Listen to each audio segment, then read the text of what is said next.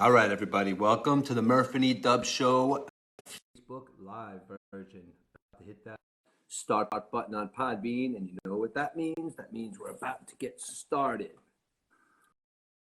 All righty. All right, everybody, welcome to the Murphy Dub Show, episode 20. Oh, I'm sorry. Yes, 32, episode 32. So tonight is, oh, there he is. Hold on. Hit that button. Here comes my partner, episode 32, my brother. There, bud. How you doing, buddy? I'm doing great, dude. How you doing? Doing great. Doing fantastic. Sunday night, a weird time for our show, but it's a holiday weekend and it's not a school night for me. So let's get it on. Yeah, exactly, man. Exactly. We got a lot to talk about. I know you got a day off tomorrow, being that it's President's Day, episode 32. You know, we're gonna have our fun facts and everything. But yeah, man, I'm excited. You know, it seems like something. You know, we do the show once a week now, and it seems like we're away for a while. I don't know why it just seems that way. Maybe it's just because it's, you know, it's not baseball season and football season and basketball season at the same time, and you know, we just got less and less to talk about. But no, we're still here, man. Yeah, we're plugging away. So how? I think during baseball season, Rich, we have to do 2 shows a week. Oh, definitely, yeah, without a doubt. Remember I said that last time. We're going to start we're going to do a Yankee show. We're going to do a Met show. Yep, exactly. Hey, Ben just joined there. Hi, Ben. How you doing? Ben, what's up, dude? So he typed into the chat there. Yeah. So, Rich, we got a lot of stuff to tell listeners of what's going on here. It seems like the Murph and Edub show is going to take its show on the road, basically. Yeah. You called me. You called me today with some pretty good news that Jay Maeda from Fishkill Rec over there, he contacted you and said he wants us to do a little something with the rec, with the basketball program. Yeah. Championship weekend, which is March 18th. There's 1 week left in the regular season before the playoffs start. And I do the statistics for Jay, and a lot of these divisions aren't even locked up yet with 1 week to go. That's how exciting next Saturday and Sunday is going to be amongst these elementary through high school divisions and stuff. So it's really going to be great, and looking forward to it on March 18th. Yeah, March 18th. That's going to be a lot of fun. Now, I told you I had texted Jay earlier, and I said, I want to come by and talk to him because I'm really excited about this, man. I was wondering, I'm hoping, like you said, maybe we could do the play-by-play for the games. I know they have a videographer over there. If we don't bring our equipment over there, get set up, we can interview like the players, after the games. I'm sure those younger kids would love it. And, and when the nighttime comes around, he said that's when the high school kids are playing. Those games are going to be exciting to watch, man. So maybe we can, hook something up and talk to Jay, get all the kids' names and numbers and stuff. And I don't know, maybe we get some interviews, talk to some parents, and maybe he'll let us have some fun because I got a lot of ideas that I want to talk to him about. And Eric, we could have a lot of fun with this, man. We could be there all day. We're going to bring a lot of water for our voices. We're going to be talking a whole lot that day. But yeah, man, we should go up there on Tuesday. I'm going to talk to him, and I'll let him know what kind of ideas we got. Yeah, definitely. We have a month to go, and it's great. It's perfect. A lot of ideas between now and then, Rich. I know he was talking about putting a backdrop down with with our logo on it and stuff like that. So the possibilities are endless on that, Rich. It's going to be very exciting, and maybe we could take our show to Fishkill Little League come the summertime and do the same thing over there. No, I'm hoping, yeah, absolutely. I'm definitely hoping to do that. I mean, that this could be, we could be taking off, because it's not yet a year. We're only doing it 6 months, and listen, by the time we're around a year, we might be, like I said, we might be a local Fishkill staple. You know what I mean? That's going to be a lot of fun, man. And listen, Gary, I know that. Gary, Keith, and Ron, look out! We're coming after your jobs. Yeah, man. And I know you have been involved at with Fishkill Hoops for a long time. Like I was my kids were involved when they were younger, but my kids, they veered more towards baseball. But we had a lot of fun, and he ran a good program. But, they still got a lot of the same coaches that have been there a while, right? And Jay's been there for years. And like we say all the time on this program, it's like they do a really good job over there. And this is going to be fun, Eric. I'm looking forward to it, man. Yeah, we got Big Ben on the staff. I mean, he's run a couple of these championship weekends and stuff. So he's been there. He knows what it's like. The award ceremonies, the MVP ceremonies, the best players in the league ceremony. It's really cool, Rich. It's a really cool system they put up there. The pomp and circumstance, announcing the kids before the game and the national anthem. It's really it's really cool what Jay does over there. And I just want to thank him for getting this idea out to us. And yeah, he threw the cast and we bit like the fish, so we're in, right, Rich? Yeah, exactly. And listen, I was just thinking before about a couple of things. I have something I want to discuss with your son. Segment when baseball season starts. I think I got something that might be perfect for him. And if he doesn't want to do it, he doesn't do it. But I'm going to talk to him off air about this. But I think it'll be pretty fun, Ben. Like, and maybe at the end of the show, or maybe tomorrow, or something. Maybe the three of us will talk. I got a pretty funny idea for us to do when baseball season starts. Sounds good, and that's right around the corner, Rich. 5 weeks till opening day, I think, right? Yeah, 5 weeks till opening day. God, yeah, pitches and catches. It's nice to see, Verlander and Scherzer walking in. And, it means that, like I said, baseball is right around the corner. But today, now listen, you said something to me before, like you said, maybe I want to do something, you said you like President's Day trivia. Now I'm into all that stuff, man. I may not be able to answer your questions, but I like to learn about that stuff. I'm psyched for that. I'm sorry I jumped right to that, dude, but I know you're pretty good with the trivia and stuff like that. And why don't you enlighten us on some of the presidential trivia that you came up with today for President's Weekend, dude? Because I'm into that stuff. First thing, Eve, the Shamrock Shakes go on sale tomorrow at McDonald's. I'm not a big McDonald's guy, but I make my once-a-year pilgrimage to get the Shamrock Shake, and hopefully the ice cream machine's working, because a couple of years ago, I went to 3 McDonald's in the areas. It was like the last day they were available. Ice cream machine's broken, ice cream machine's broken, ice cream machine's broken. Now, in my understanding, I don't think the ice cream machine's broken, Rich. I think the kids behind the counter don't want to make it because it takes some work. It's not like a hamburger in a wrapper, but they give you in a bag. It takes some work to make the Shamrock Shake. It's handcrafted. So I just think the kids would not rather do it, then it's easier to say than the machine's broken. So hopefully the machines are working tomorrow. It's going on sale tomorrow. I'm off from work, so I'm looking forward to it. Also, Rich, I just want to put out there, there's a podcast called Lost Baseball. Lost Ballpark, and they give a lot of the ballparks. I listened to it on the way home from my mom's house. Had a great time with my mom this weekend, had some food, and yes, I am a food snob, I must say it, because I grew up in areas of zip codes where the food was absolutely outrageous, delicious, food you can't get anywhere else. And that bowl of wonton soup I posted on Facebook the other day with all that stuff in it, that is authentic wonton soup. That is freaking Brooklyn, Chinatown wonton soup, not the stuff you get up here. And you know what? It was the same price too. So that's real food. So yeah, I am a food snob. I take my food seriously. I take my pizza seriously. But getting back to this podcast, Rich, there was a guy, his name is Roy Face. You ever hear of Roy Face before, Rich? Baseball player? No, I haven't. And I'm assuming that this podcast you're talking about, I didn't really get a chance to look it up. It seems interesting. But when you say lost ballparks, is that, kind of obviously ballparks that aren't there anymore, ballparks that maybe have once been big ballparks, or what do they discuss? Like, they're not talking. Are they talking about Shea Stadium, or what kind of stuff are they talking about on this podcast? They were talking about Polo Grounds, where the Mets started their roots. But yeah, there was some Shea Stadium talk, old Yankee Stadium and stuff like that. But you know what, though? This gentleman, Roy Face, he was 18-1 for the Pittsburgh Pirates in 1959. Wow. He won the World Series with them in 1960 when he beat the Yankees. Actually, the 18-1 season, he carried over to the next year. He won 22 games in a row as a relief pitcher, Rich. Wow. He was one of the first guys to get 20 saves in a season and stuff. But I think the main thing, listen to these. I listened to one, too, with Carl Erskine, Brooklyn Dodger. He's 95. This guy, Roy Face, turns 95 tomorrow. He's like the oldest living Montreal Expo, 95 years old tomorrow. He pitched for them at 41 years old in 1969 when they first came to the league. But I think the main thing when you listen to these, Rich, when we look at baseball highlights from the 50s and 40s and back, even some from the 60s, what do we see, Rich? We see black and white, right? Yeah. So what do you think? What do you think these players saw? These players saw black and white.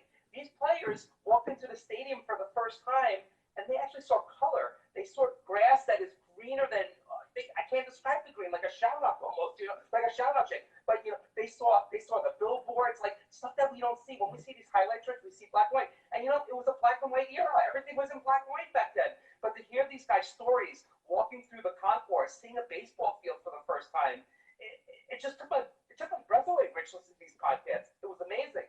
Yeah, it's funny. It's funny you said it, because my son brought that up to me the other day, talking about because we were watching old clips of something. I forgot what it was, but anyway, it was a black and white clip, and he said, "Dad, it's like we're watching this in black and white, but the people that are there right now are seeing the colors. They're seeing the grass. They're seeing the colors of the uniforms. They're seeing the colors of people's eyes.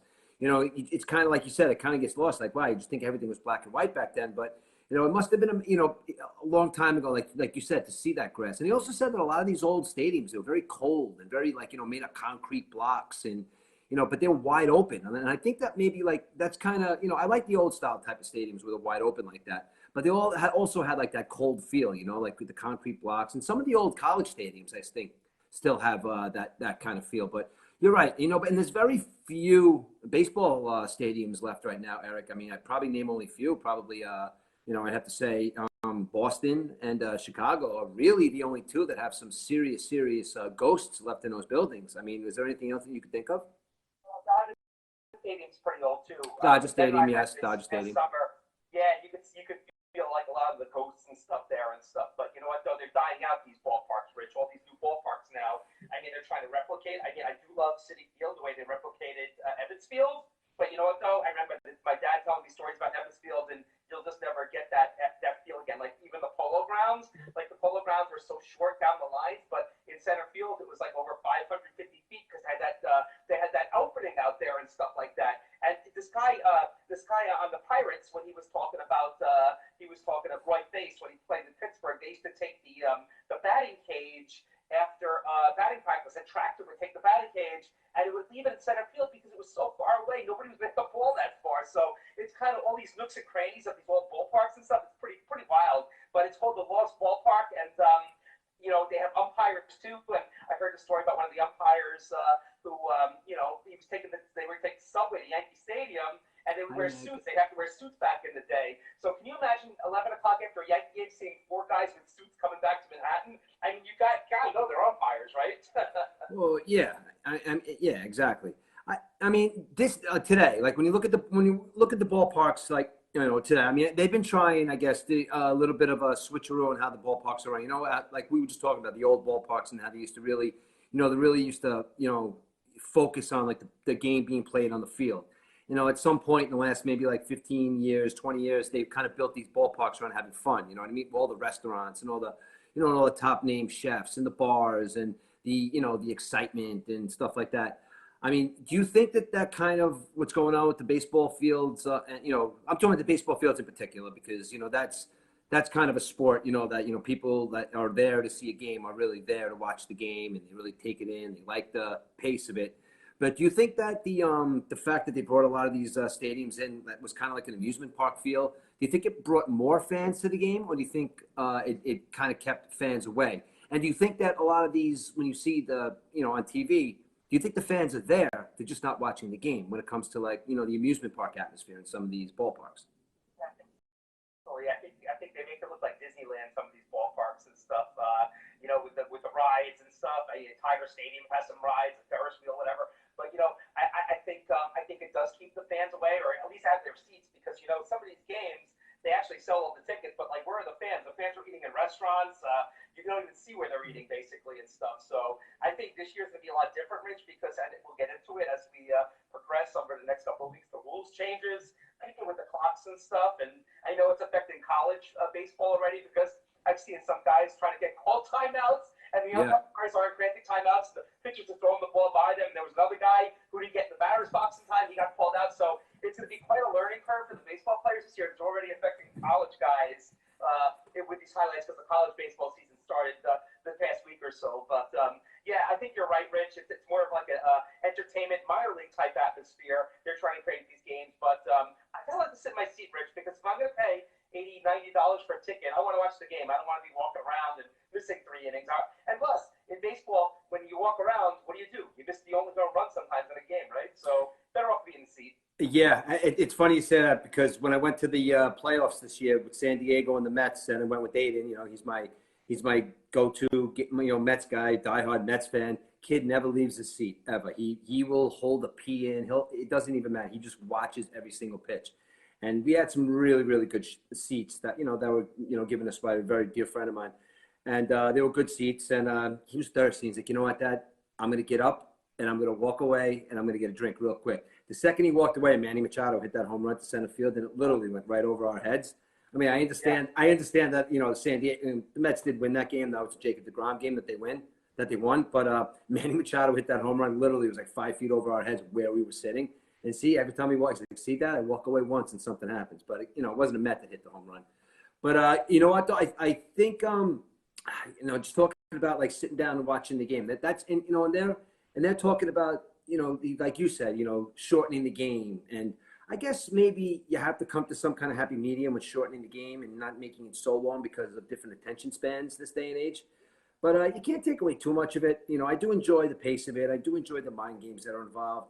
But I also do think that there's too much with the batters sometimes fixing their gloves and fixing their body armor and kind of talking to the catcher about what he had for dinner the night before. You know what I mean? I think there is a little too much of that, but I think that the umpires are going to start getting really strict, and then they're going to kind of find a happy medium with it. But, if they want to make little changes to it with the pace, I'll be all right with that. But, don't slowly try and change the game completely. You know what I mean?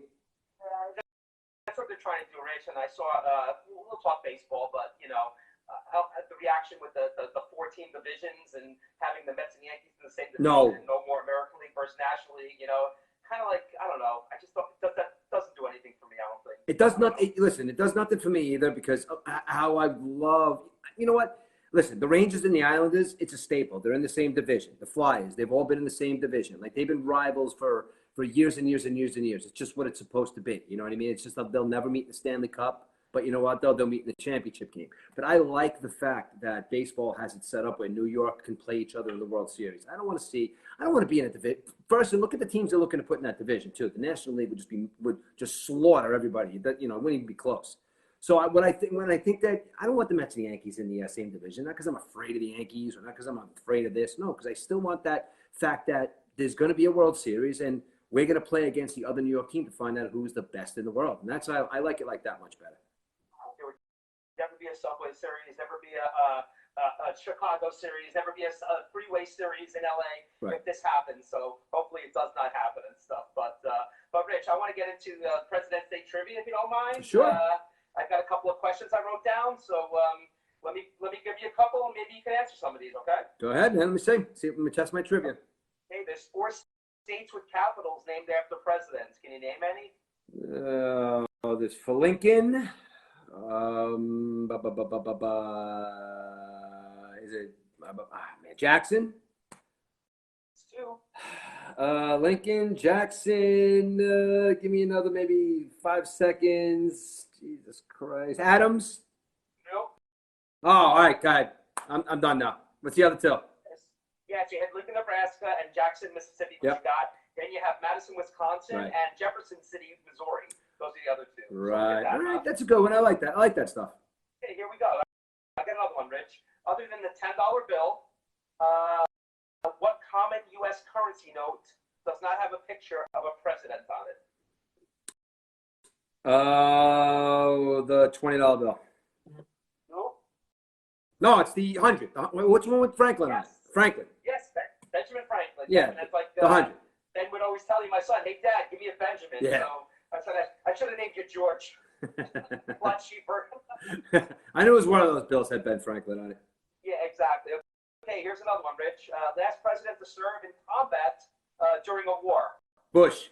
You got it. You got it, Rich. You're doing well. You're doing well on these. Here's a tricky one. Only president to win a race, but lost the next election, and then he came back and won the following election after that. So lost one. Nixon. Lost one. No. Who? Reagan. No. Who? Grover Cleveland. The last president to do that. And he was also the fattest. He was also the fattest. I think he was also the fattest president too, right? And another question which I had on Facebook the other day, Cousin Joe swiped right in a minute after I put it up, or somebody got it a minute I put it up. 4 presidents born in February. We know 2 of them, of course, right? Because that's what tomorrow signifies. Yeah. Obama and Trump. No. Wrong. No idea. Washington, Lincoln, William Harrison, and Ronald Reagan were the 4 presidents to be born in the month of February, which we celebrate tomorrow, President's Day. So we're going to get into more William Harrison in a bit. I have the number 32, and I'd like to get my Chuck 32 stuff. And the first thing I'm starting with, Rich, being it's President's Day, is the 32nd president was Franklin Delano Roosevelt. Yep. elected in 1932, nonetheless. Yep. He was elected for 4 terms, Yep. and he would have been possibly more if he did not die in 1945. After he passed the maximum 2 terms, after he died, I should say, the maximum 2 terms per candidate was ingrained into the U.S. Constitution. Yep. He was known as the president during the Great Depression. FDR focused on economic reforms. Industry and farming were his focus. He called for the National Recovery Administration, and during this period, probation ended on alcohol. So thank you. He opened the bars, no more speakeasies. He's also the first president to address the nation on TV. Wow. TV wasn't big back then, but he was the first to do that. The first president to win 2 landslide elections, too. 2 of the 4 were landslides. He oversaw passing, and here's one for you, Rich, you worked in a union. He oversaw the passing of the NLRA, the National Labor Relations Act. Yes, he did. Also, he first president to fly in an aircraft to his nomination, and you're saying, like, what's so big about that? Well, it wasn't the safest way to travel in the 1930s, that's for sure. He was the first active president to fly of the United States during wartime. Uh-huh. He was a fan of hot dogs, fish chowder, scrambled eggs, grilled cheese, and fruitcake. And because his medical issues showed his frailty, he died in 1945 following the stress of the election and the end of World War II. So that's FDR. You know what's funny about that, though? You know what's funny? Yeah. Talking about the presidents for a second. Like this day and age, like we see our presidents, like if they're frail, like we see our presidents if they're strong. We see them for all their their inconsistencies, or we see them for all their personalities. Like back then, if you were these presidents did not want to see the president weak or sick, or I think it was Roosevelt who had the they didn't want to see that that he couldn't walk. Was it Roosevelt? They were confined to a wheelchair, Rich. Yeah. Exactly. Right, but it's saying one of the tunnels down underneath Grand Central there was one of the tunnels that we used for a special train for him because he didn't want the people to see that he couldn't walk.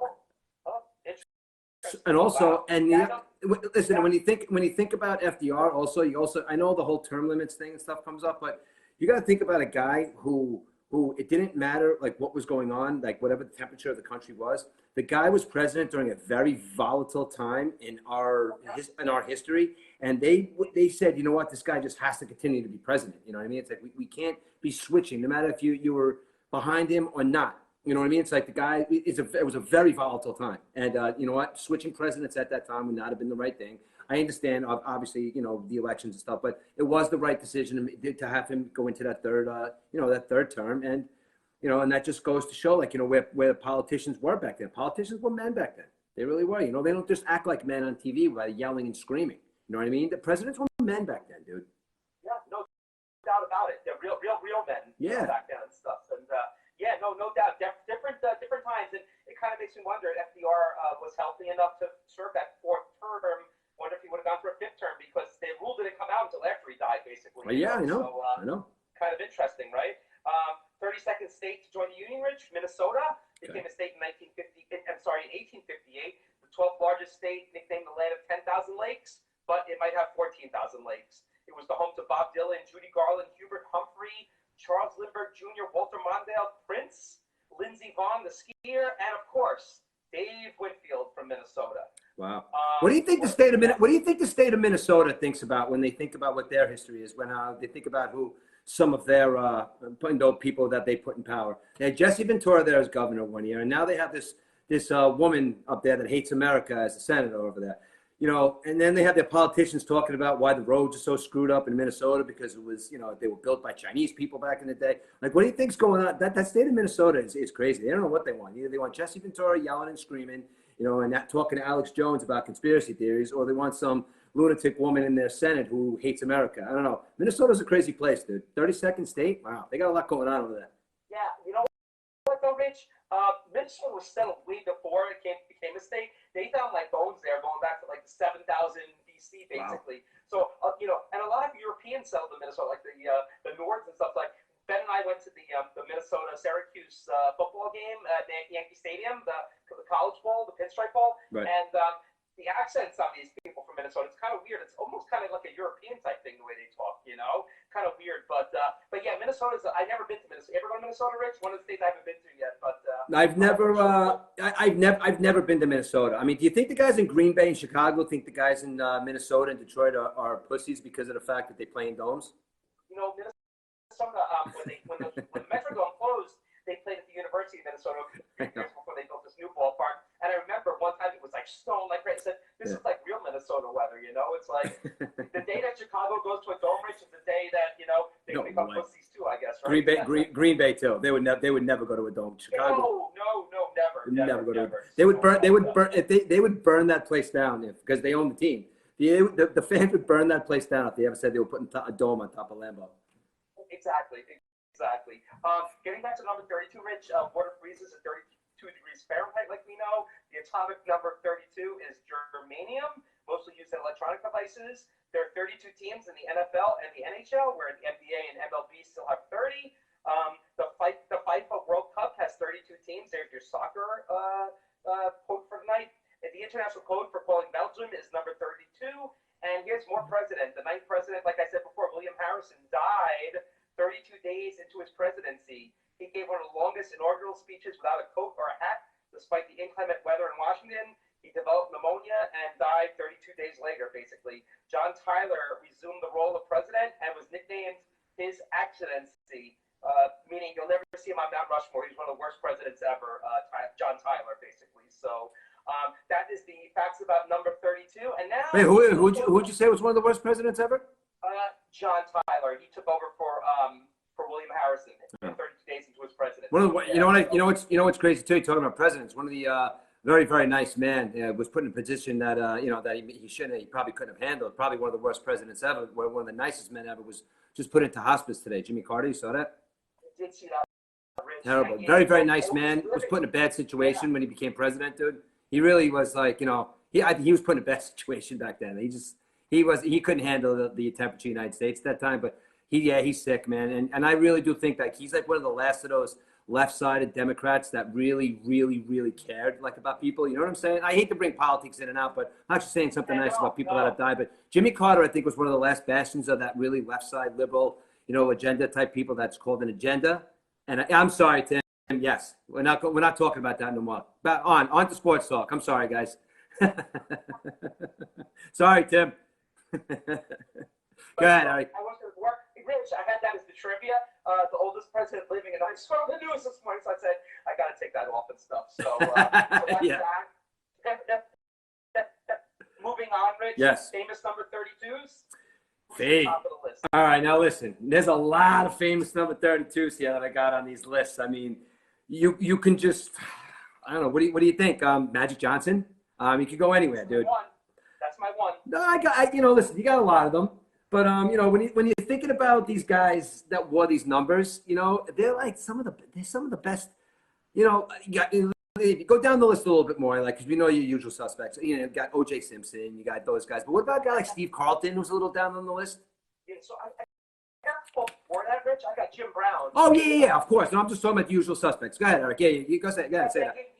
But listen to these guys. I had the top three, and there's a correlation between these top three. So let me give you the names. I got Magic Johnson, regarded as the best point guard of all time, 13-year career, 17,000 points, 6,500 rebounds, 10,000 assists, and 5 championship rings. I got Jim Brown, right? Jim Brown only won 1 championship with the Browns. We know the Browns' misfortunes, but 12,000 yards, 106 touchdowns, 5.2 yards per carry. Yeah, it's amazing. One of the best running backs, and maybe the best NFL player of all time, Rich. Yeah, it's amazing. And what about what about Shaq? Shaq was number 32. Right, well, I got one more guy in these three, and then I want to. Oh, I'm sorry. You had a correlation between 3. Go ahead. I'm sorry, bud. Yeah, so I got Sandy Koufax, 11-year career, 165 and 87, 276 ERA, 2,400 strikeouts. He won 4 championships, 4 no-hitters, 1 perfect game. He never pitched a game in the minors, Rich. The first half of his career, listen to this. He was 36 and 40 with a 4.10 ERA the first half of his career. He made the adjustments after the 1961 season, maybe playing at Dodger Stadium, which is pretty spacious for a pitcher. Maybe that's what did it, but he was beneficial for that move, and he retired at 30. So look at these 3 guys. What do these 3 guys have in common, Rich? Before I answer that question, you may know the answer to this question.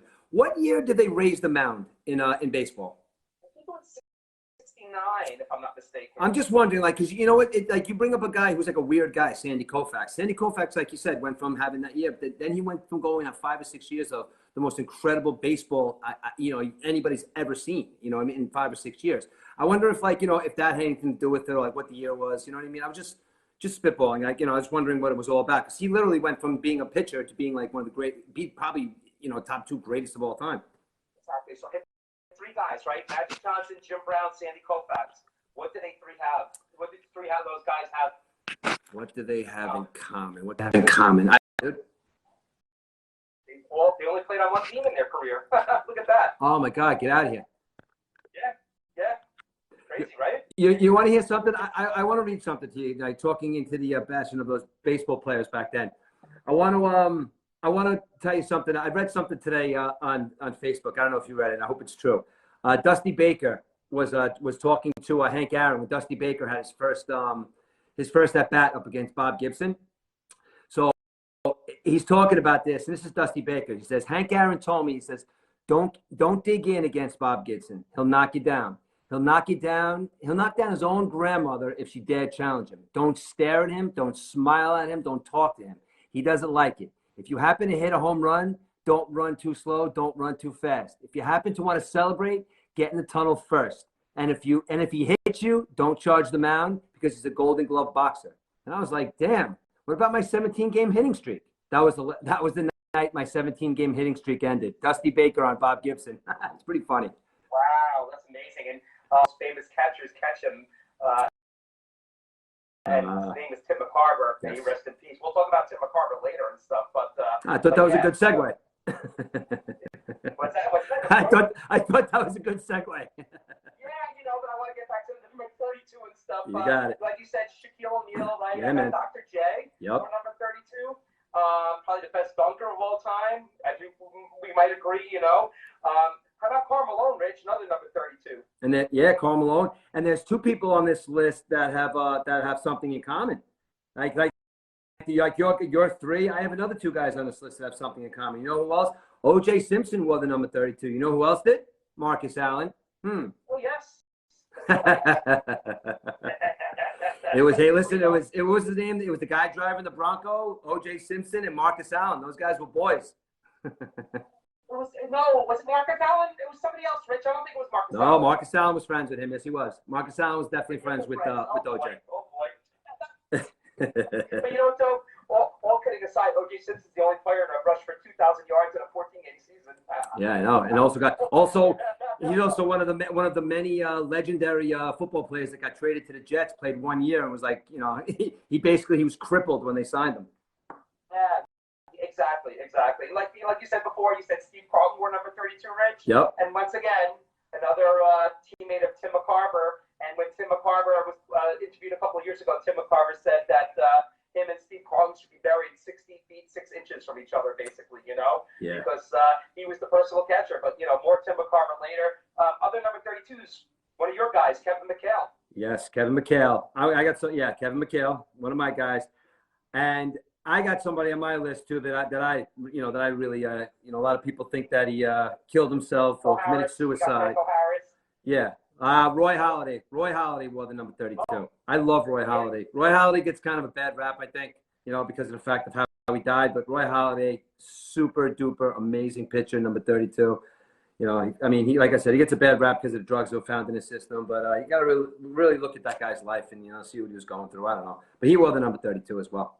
How about El Presidente, Dennis Martinez, wore number 32? Martinez, yes, threw a perfect game for the Montreal Expos, right? Yeah, again. Kind of have whether that 95-year-old Montreal Expo watching do that I said before. But one more, Rich. I know we have a couple of hockey fans out there that listen.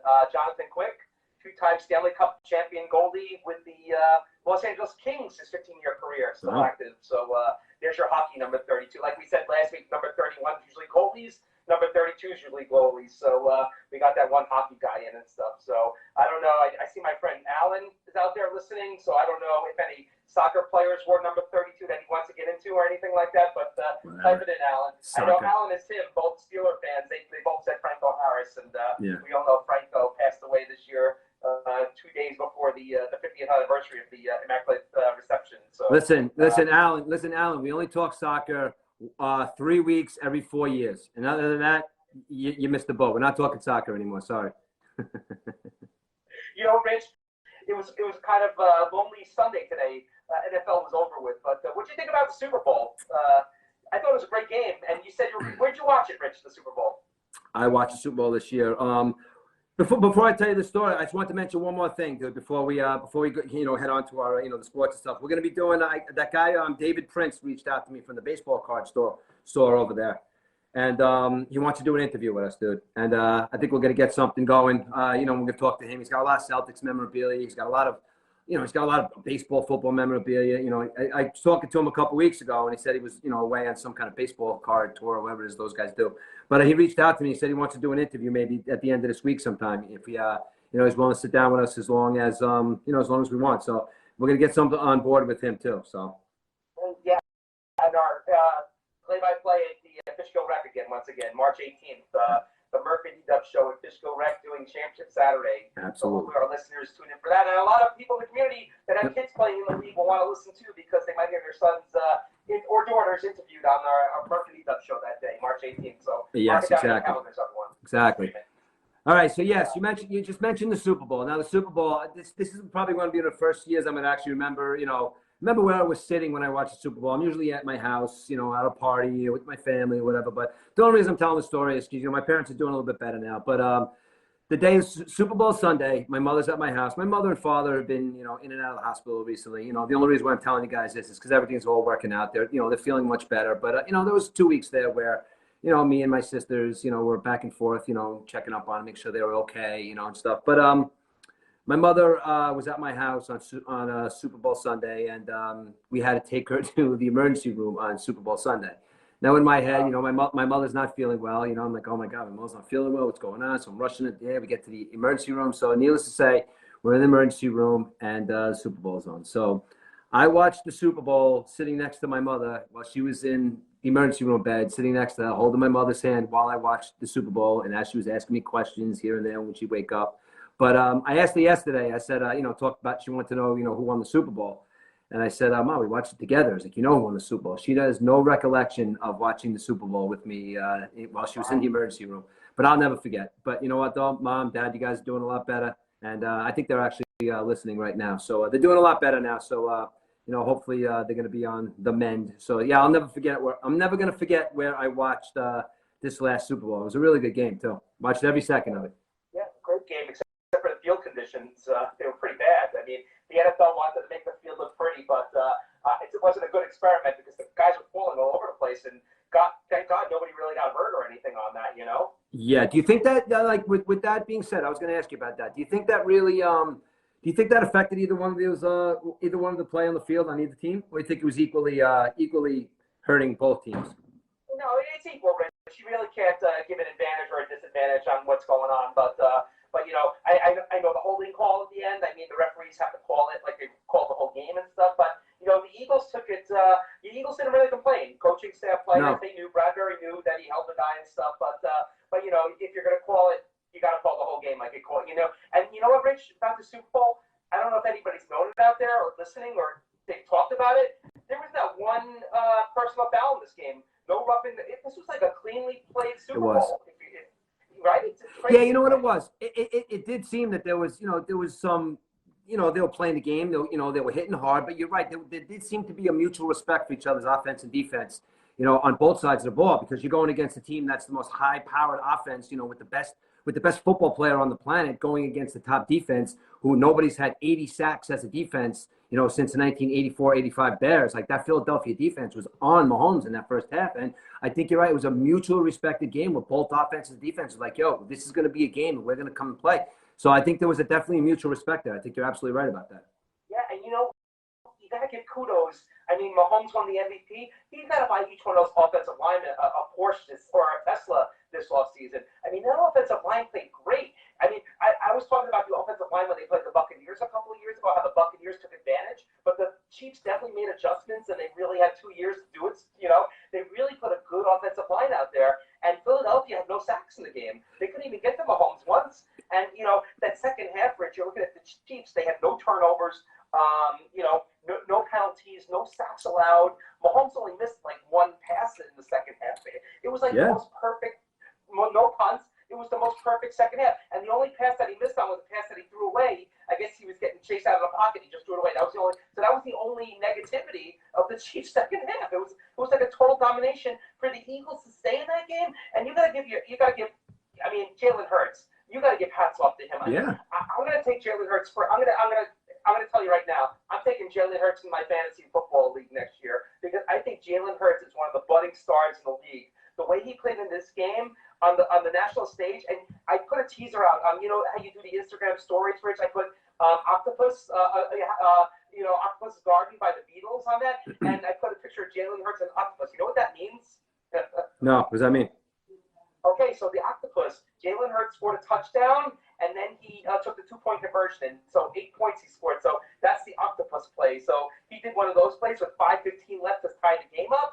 And we know that the Chiefs got the winning field goal to win it. But Hurts, he threw for 304 yards, 70 yards rushing, 3 touchdowns he scored. The fumble definitely hurt because the Chiefs scored on that play. But Jalen and the beneficiaries, Devontae Smith and A.J. Brown had great games. But Jalen Hurts did everything he could to keep the Eagles in that game. Yeah, I mean, I've loved Devontae Smith for like the longest time, ever since he was at Alabama. I've always been watching him. I wanted the year. I think they got Darnold that year or something. I would have wanted them to get Devontae Smith, but whatever. We'll talk about the Jets in a little while. But yeah, man. I mean, Jalen Hurts did everything he could to win that game, and I think you saw the difference in the two quarterbacks at that time. But listen, you hear me talk about Pat Mahomes all the time, and Pat Mahomes is the new Tom Brady in my eyes. Like as far as how I talk to these guys and how much I love watching them play the game, because I just think that it comes down to Pat Mahomes has a different gear than other guys, dude. He just does. Like he has that. I mean, he has that instinct.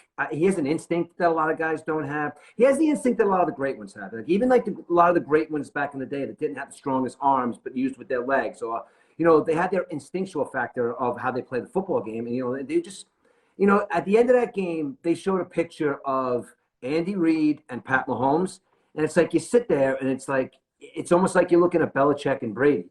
I mean, because those are two guys that when those guys are coming out of college, I mean, you could be the greatest college, athlete / football player, on the planet. You could get the Heisman Trophy. We've all seen a lot of quarterbacks in the past get the Heisman Trophy and fall flat on their face once they got to the NFL. Once you get to the NFL, like once you get to anywhere, it takes a different level to get and play against men who are getting paid a lot of money to kill you. And you're also, and like you just mentioned about the offensive line, Pat Mahomes' offensive line, that he needs to buy them all portions. Why do you think that these guys protect this guy? Because he is that guy. He is the guy that takes care of his offensive lineman. He is that guy. He is that 24-year-old kid that's telling these big, over 350-pound guys that, listen, just protect me, and I'm going to win you guys 5 Super Bowls. He's already got 2. I just think that he's the difference between winning that Super Bowl and not. Jalen Hurts, unbelievable athlete. But I think when you look at Pat Mahomes, he's got that leader factor. He's got that look in my eyes, I'm going to win it no matter what. He's got that instinct that I've never seen. I never have. And how is Travis Kelce open all the time, dude? Like literally, when he completes a ball to Travis Kelce, he's wide open. Like, how is he always wide open, dude? It's kind of like Gronk, too. Gronk was always wide open with Brady. I mean, it's funny. This was their 14th touchdown in the postseason last Sunday. They're just one behind Gronk and Brady. But, he's always open. But, Rich, this is a team effort. I mean, they lost Tyreek Hill, and Pat Mahomes said, you know what? I don't give a damn. We're going to win this Super Bowl, basically, Yeah. And look what they did, right? Absolutely. Yeah, absolutely. Because, again, because you look at a guy like Jalen Hurts. Now, if Jalen Hurts has a lot of rushing yards, he's on a team where he's got 2 top-notch wide receivers. Now, what that tells me is a guy like Lamar Jackson. I think he's more like a Lamar Jackson type. The only reason why I'm saying that is because he's got 2 top-notch wide receivers, and he's running all over the place still. He's still got that, young instinct to maybe run first before he looks at, Brown and Smith and see if they're open. I mean, Zach Ertz left, but he would have been perfect for him. Zach Ertz is probably, forgetting about that decision now because, where he is now. But I think just like the difference is I think you pick up Pat Mahomes and you drop him into an offense, he's going to meld into the offense. And he's going to do what he has to do to get the ball to all the players. Whereas a guy like Jalen Hurts, not taking anything away from him, but I just see him going into a place where, he's going to run all over the place, and then he's going to throw the football. Where Mahomes is going to run, he's not the best runner, but he's elusive, and he's going to get the ball to. If you look at his statistics, he throws that football to everybody on the football. It's amazing that Andy Reid hasn't caught a touchdown pass from him. You know, and look at the X factor, Kadarius Toney. Yes. I think he was quiet in the first half. And look at the second half. He catches the early touchdown. He was wide open on that fake and stuff. And then he had the 65-yard punt return. I couldn't believe there's never been a punt return in the Super Bowl, but that punt return sealed the deal. And then Sky Moore scores a touchdown after the punt return. So, and he's using all these guys. And 7th-round pick Isaiah Pacheco from Rutgers, the running back, 15 for 76 on the ground, a touchdown too. And all of his runs resulted in 4 first downs. And then of course Jared McKinnon, the slide at the 2-yard line to waste the let them run down the clock for the game. So I mean, this is a smart offense, and I kind of wonder, Rich, if Mahomes would have got drafted by Chicago Bears, do you think Mahomes would have had that much success in Chicago as well, or is it the Andy Reid system? No, I don't. Listen, I don't know. You know why? Because I see him do stuff on that football field that I just think is pure instinct. I really do. I see him with those shuffle passes, and I see them when there's like nobody open, and he just he doesn't panic. He just he'll give a little forward passes that he has coming across his body, running 100 miles an hour, throwing the ball 33 yards across the field for a 5-yard catch to get the first down. I mean, he does things that a lot of these guys do not do, man. And again, Jalen Hurts is super duper talented, super athletic. So is Lamar Jackson. So is Tua. Like a lot of these guys, but I just don't think a lot of these quarterbacks in the NFL, not taking away from any of them, comparatively to Pat Mahomes. I just think, again, listen to me, I kiss Pat Mahomes' ass, but he is the best athlete / football player on the planet right now, and I don't even think it's close, dude. I really don't. I don't think it's close.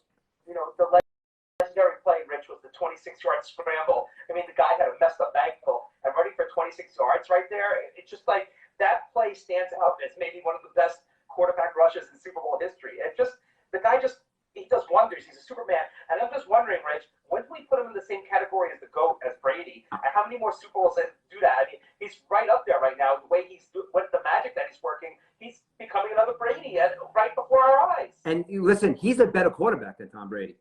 Oh, much more. He does a lot more than Yes. Brady does. And with the trick plays and everything like that, I mean, different type of quarterback, of course. Right, of course, absolutely.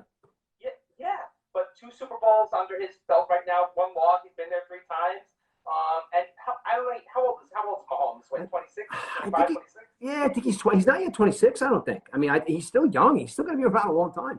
And you know what amazes me about him, too, is if you watch, like, the little stupid things, like when he got hurt last week, okay, or whatever, a couple weeks ago. It's long ago now. But you notice, like, when he limped back out onto that field, how he kind of switched up the way he was throwing the football a little bit more upright, using, like, his upper body and kind of getting the ball way up in the air, kind of throwing the ball upright because he was relying more on his hips. They're relying more on the leg because the leg was bothering him so much. He'd be falling and he'd be throwing from like above his head. Like he would just make the adjustments to make the play. You know what I mean? Yeah. And he went into the halftime with that ankle injury, and everyone's like saying he's getting medical attention. You know what? I heard a story from one of the Chiefs players on the radio. One of the Chiefs players said, no, he wasn't getting there. He was in that locker room. They were down 10 points. He was telling the players, listen, this is what you have to do in the second half, basically. So that's the type of guy he is. It's just incredible how he came back out, and he's got plenty of time. So it's the ankle now, of course, but what a performance, though. I mean, amazing. No, he has to have that team in total lockdown and complete 100% confidence, because I don't know about you, but those offensive linemen are like big, tough, bearded, 350-pound guys. When Pat Mahomes is talking to them in that voice that he has, I mean, listen, man, you got to be a really confident guy to squeak at a bunch of 350-pound guys and have some guy squeak at you what to do. So he must the way he talks, he sounds like he's squeaking. And, it's like for him to have, he must be a really tough dude, man. No doubt. Yeah, no. Garrett Cole has the same voice, but we don't hear Garrett Cole. Yankees come out and win the World Series. Whatever about Garrett Cole. He's on. But, the NFL season's over. It was a pretty good season, great Super Bowl, and now we're going to the off season, Rich. And a lot of teams have quarterback issues and stuff. And I saw in the paper this weekend. Actually, I was driving past. On my way home from my mom's, I was driving past the Florham Park facility where the New York Jets practice. And in that facility this weekend was one Derek Carr looking for a contract. So, what do you think about Carr or Rodgers, Rich? What do you think? All right, before I get into, I have a lot to say about that. But before, I just want to rewind real quick and just say something. One last thing about Pat Mahomes. I was looking on line and Twitter and stuff like that. He was getting a lot of shit for the way he acted the other day. I guess at the parade, he was drunk, I guess, and he was just being silly. Like he wasn't doing anything stupid, you know. But if you look at the kid's like history, like he's not the big party animal. He's a family man. The kid lost his mind at a party a little bit and had a few too many drinks. The kid's won his second Super Bowl before his 25th or 26th birthday. He wants to have a couple of drinks and get a little silly. Stop. The guy, let him get a little silly, okay? Stop with the Monday morning quarterbacks. Like, I don't know where I read it somewhere. It's like, oh, your quarterback has to, he has to be a good example and this, that, and the other thing. The kid's not even 26 and he's won 2 Super Bowls already, dude. Leave the kid alone. Let him enjoy himself. Let him and Kelsey, do their little thing with the trophy and stop breaking his chops. Pat Mahomes, like I said, do whatever you do, brother. Because you know what though, that next day I'm sure he was in there watching film. It's funny because I look back at Brady at the celebration 2 years ago, and Brady was drunk. He doesn't drink that much either. He was drunk, and they actually threw the trophy, and the trophy almost went into Tampa Bay and sunk. Imagine that would have happened, how they would have dug that up. Like probably have to dig it up like they did the Titanic and stuff. But all this is, and the funny thing is, Rich, about this all, my wife, she loves watching these videos with the Kelsey brothers now. She's in love with Travis and his brother. So the Kelsey brothers, another great thing to watch is Super Bowl. And the mom, she's a champion again. She was gonna be a champion no matter what. But yeah, so the Kelsey brothers going at it, and all the stories and the funny things that they do. Maybe they should have a reality show, right? You never know. They might. They got a podcast. They absolutely have a reality show. Those two guys are very entertaining. I mean, they put the mom in the mix. But listen, everybody just got to throw it against the wall, see what sticks. Maybe everybody start watching the Murph and E. Dub show soon. You never know. Maybe we'll throw it against the wall and it'll stick. Maybe thousands of people will be watching us. But I think those two guys, they have a very, very interesting and very entertaining podcast. They get real and they really talk about how they really do beat the shit out of each other in the trenches over there. And I enjoy that podcast. It is pretty interesting. It's good. I watched this NBA All-Star game, Richard. 26 points in the first 6 minutes of the game. Why even watch it? I think they scored 400 points in this game, or what? Probably. We're gonna talk about that later. But you just brought up the quarterback controversy. And yeah, I got a lot to say about this, dude. I can't. Go ahead. You know what? What do you think about this first? Because I'm gonna, me, I'm gonna go off on my tangent, and I'm not gonna come up for air. Like, how do you feel about this whole situation? Okay, now I was listening to a couple of guys talk the other night. I was eavesdropping. Went out to dinner with my mom, and I was eavesdropping. Guys talking at the other table, and they were talking about Derek Carr, and they said that Carr might be the more beneficial quarterback to go to the Jets because he's got youth. Why? He's been there. Why? He's got the numbers and stuff. He just played in the bad system with the Raiders. Look how many coaches and offensive coordinators he had over the year, the poor guy and stuff. I think he played for like 6 coaches and stuff. So that's my feed. I think Rodgers, I don't know. If you get Aaron Rodgers, you got to go all in now, Rich. You got to spend your money on free agents. You got a small window with Rodgers. I think you have a bigger window with Carr. That's my look at it. I mean, they definitely have to do something with a veteran quarterback. I gather that, yeah. But I think Carr's the right way to go. And I know you're going to go Rodgers, right? Yes. I'm going to go Rodgers. The only thing that bothers me about the whole Rodgers thing is like he's going to go into the darkness somewhere and he's going to. I don't know what the hell he's doing. I think he's emerging tomorrow or something. But what's he going to do? Like, is he going to play the game? Like, maybe. I mean, Derek Carr's a free agent now. On paper, Derek Carr would be nice. But listen, I'm hearing a lot of people saying what you're saying. Like, Derek Carr is the safer choice. Or David Carr has never won anything anyway, dude.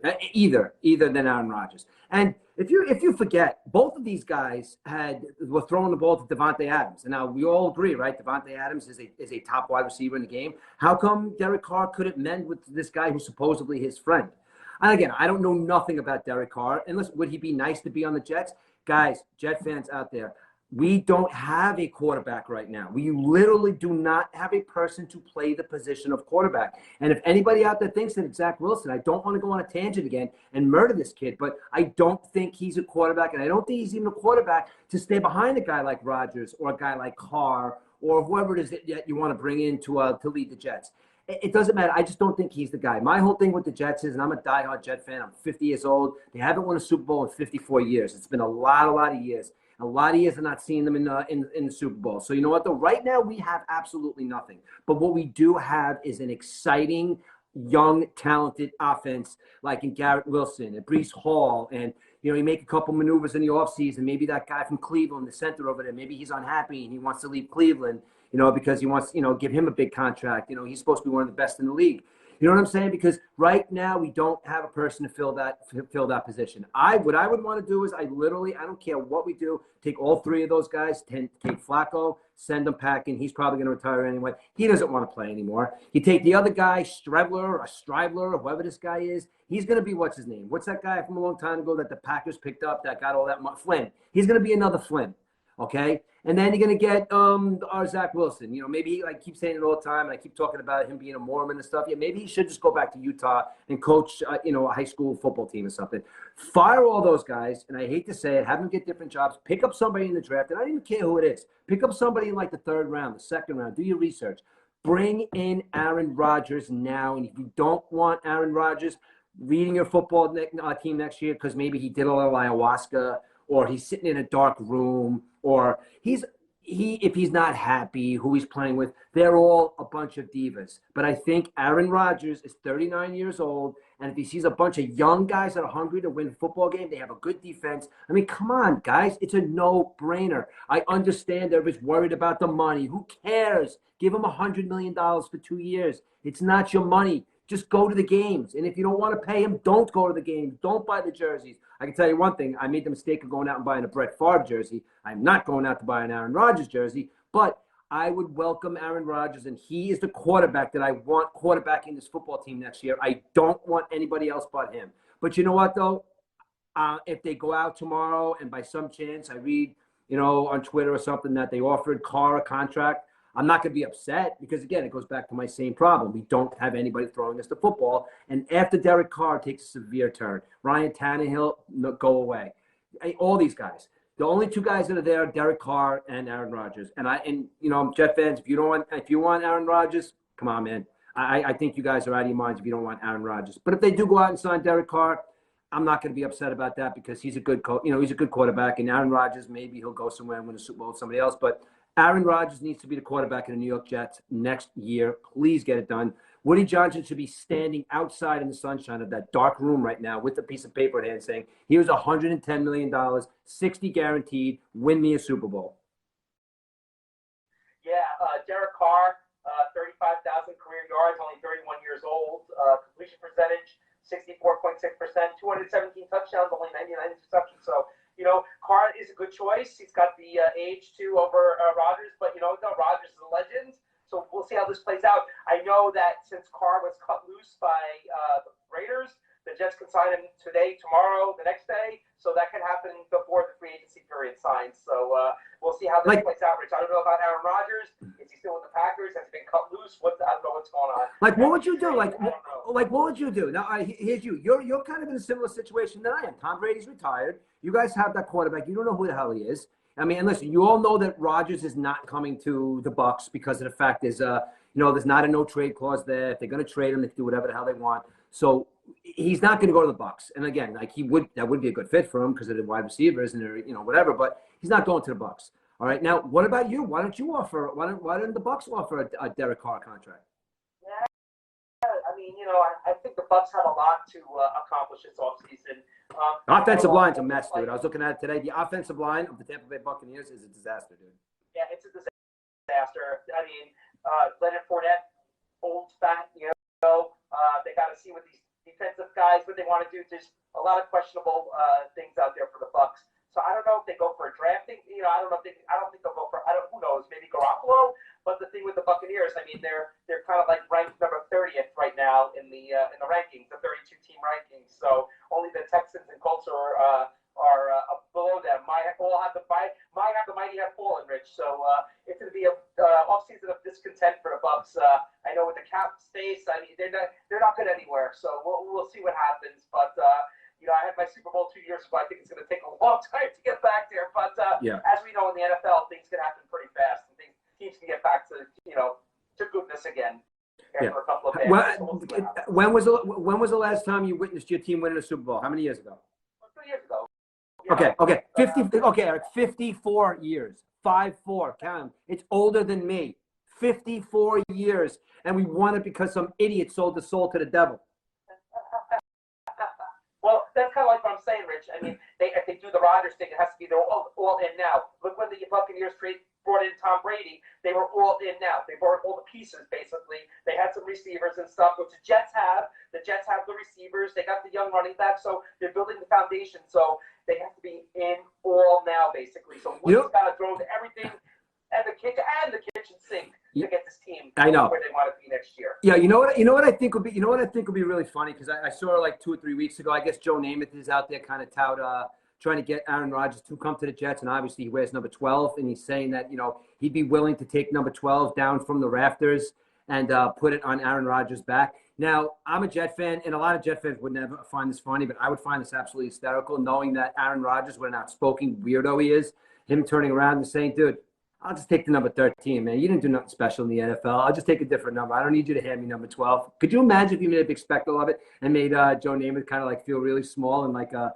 ceremony, like the handing over ceremony of the number 12? It's like, yeah, dude, you're no big deal. I'm going to do ayahuasca with Joe Rogan in a couple of months, bro. You're no big deal. Oh my God, imagine that. I would think that's so funny. Jet fans would want to kill him. Jet fans would want to, go at him with like this, with spears and and fire and want to set his house on fire, but I would laugh my ass off if I ever saw that. Joe Namath would probably like, what do you mean? That's all you're here. He wouldn't even know. He's like Joe Biden. He wouldn't even know they were making fun of him. But If Joe Namath said to retire my number now, would they re-retire it? And when Aaron Rodgers left, would that happen? Or absolutely. You know what? Even if Aaron, let me ask you a question. If Aaron Rodgers wins the Super Bowl with the New York Jets, I am claiming him as my quarterback. I don't care if he's there a year or 2 years. I am claiming him. I will go down there and rip that number 12 Namath jersey out of whatever that stadium's called now myself and rehang and put the name Rodgers on the back, dude. You know me. I just can't stand the whole legend of Joe Namath. Whatever, dude. Guy wore a fur coat. Who cares, man? I can't stand all the talk about him. I just can't. Come on, bring me Aaron Rodgers and give me a legend to hang my hat on. I don't even care. Just give me something to talk about.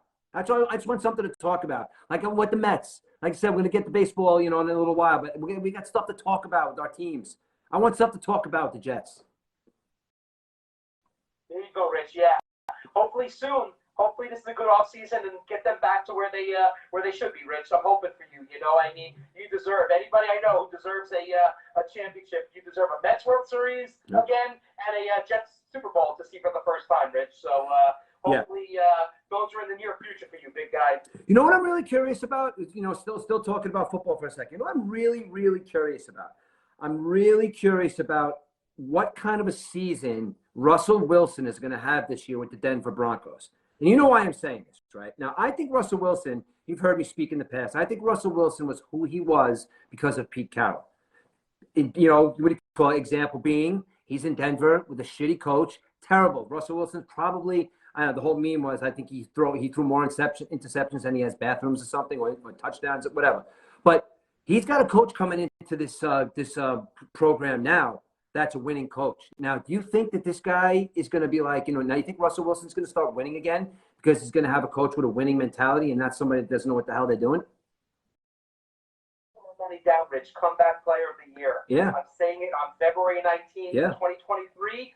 Come this time next year, Russell Wilson will be comeback player of the year. And, I read about Sean Payton. I know what he does. Yeah. He did this thing with Drew Brees. I mean, the guy is a motivator, and that's how the Saints won the Super Bowl that year with Brees and stuff. I mean, this guy's a coach. This guy knows what's going on. The last guy they had, Hackett, who's now the offensive coordinator on Jets, he's a great offensive coordinator. He's not a coach. He doesn't have to do time management. Right. But Sean Payton is the all-around guy, and all of his assistant coaches follow under that Payton system. So I think the Denver Broncos are going to be a good team, and Russell Wilson, mark my word, I'll put $2 on it right now, like $2 bets. Russell Wilson, comeback player of the year. Yes, and like you said, Sean Payton going there, but taking over that organization. He's not there just to say yes. Like he's there to take over a team. Like he was the coach back then. Now he's also going in there. And I don't know. Correct me if I'm wrong. I don't know if he's an offensive-minded or defensive-minded guy. Eric, could you clear that up for me, or you don't know yourself? I think he's offensive-minded. Okay. But he was part. Wasn't he? he was part of that Saints team back then, with the headhunting thing, and he was the head coach, right? Yep. All right, so got suspended the 1 year. Yep. he's going to go in there and he's going to say to that defense, who, correct me if I'm wrong, 3 or 4 months ago was probably one of the top defenses in the NFL. He's just going to go in there and tell these maniacs, just go in there and just kill everybody, and I'm going to handle the offense. And he's going to grab Russell Wilson. They got two really good wide receivers. They got a good running back that's ready to go. Listen, put a couple of guys on that offensive line. Maybe they get a couple of these free agent offensive linemen. I think you're right, man. That's the point of bringing up. I think Russell Wilson next year is going to be one of the comeback players of the year. I may even think Denver might even get close to winning a Super Bowl just because of the coach and, for lack of a better term, the quarterback being all in because he's being coached correctly. And I know that's a bad thing to say because you can't compare him to people that don't need good coaches to win. But a guy like Russell Wilson, do you? You know what I mean? So maybe he's going to be comeback player of the year next year. I really do think so. They have the wide receivers too. I mean, Courtland Sutton, Judy's good, man. Yeah. Judy's a little fragile, but he's a really good wide receiver. Yeah, and don't forget Javonte Williams, the running back who was injured. He's supposed to have the star year this year. They're supposed to give him the starting job over Melvin Gordon, and he got hurt and stuff. So there's big things happening for the Broncos, I think, next year. So I know this year we thought that division was going to be maybe 14th, make the playoffs. Look what happened. The Chargers just squeaked in basically. With the Chiefs winning it. But what a terrible choice to play him for. What a terrible choice to play him, Kevin James. I like Kevin James. He's funny. King of Queens. I like him on. He's funny in Grown Ups, but to play Peyton, I don't know. They could have picked somebody else to play Sean Payton. You would think, right? I don't know if you saw that movie. I saw parts of it. It wasn't that interesting. What movie was that, Rich? What movie? The movie. What do you call it? I forgot the name of it. Game Time or something like that, where Kevin James played Sean Payton. And I don't know if it was a comedy or I don't know if it was real religious based. I don't know what was going on there, but yeah, they could have picked a better guy than Kevin James to play Sean Payton. Yeah, you want comedy, Rich? 92 points scored the first quarter of this NBA All-Star game. Oh my God, 92 points.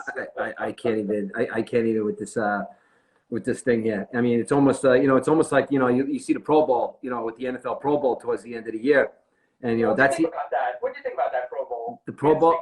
I haven't watched the Pro Bowl in years, and I know we talked about it a couple of weeks ago about how I used to love watching it in like the early '80s on ABC because we never got a chance to see Dan Fouts and Joe Montana, and Kellen Winslow and just keep John Elway and just keep naming all these players. We never got to see them, so we would wait for the Pro Bowl, and it was somewhat competitive, but it was just nice to see other players, that we wouldn't see unless we were watching the playoffs. But it's just come to a point where it's just a bunch of guys getting together for a flag football game. That's all well and good. It doesn't. You don't have to watch it if you don't want to, but it's just not a competitive thing anymore. So I don't watch it. But again, I get it. I guess it's kind of like the guys get together and they have a good time. And after a long season, because I'm going to go into something in a couple of minutes ago that what's his name Silver said. About the NBA, about the the time that these players are taking off. I'm going to say something about that, but these football players go through a grueling 18-week season. And plus if you make the playoffs and then you go to the Super Bowl, like Pat Mahomes, limping off the field during the Super Bowl. It's like these guys go through a grueling couple of months of getting the shit beat out of them week in and week out. So if they want to go down to Hawaii and hang out and play flag football with their buddies, that's fine, man. I'm just not going to watch it. You know what I mean? So, yeah, no doubt.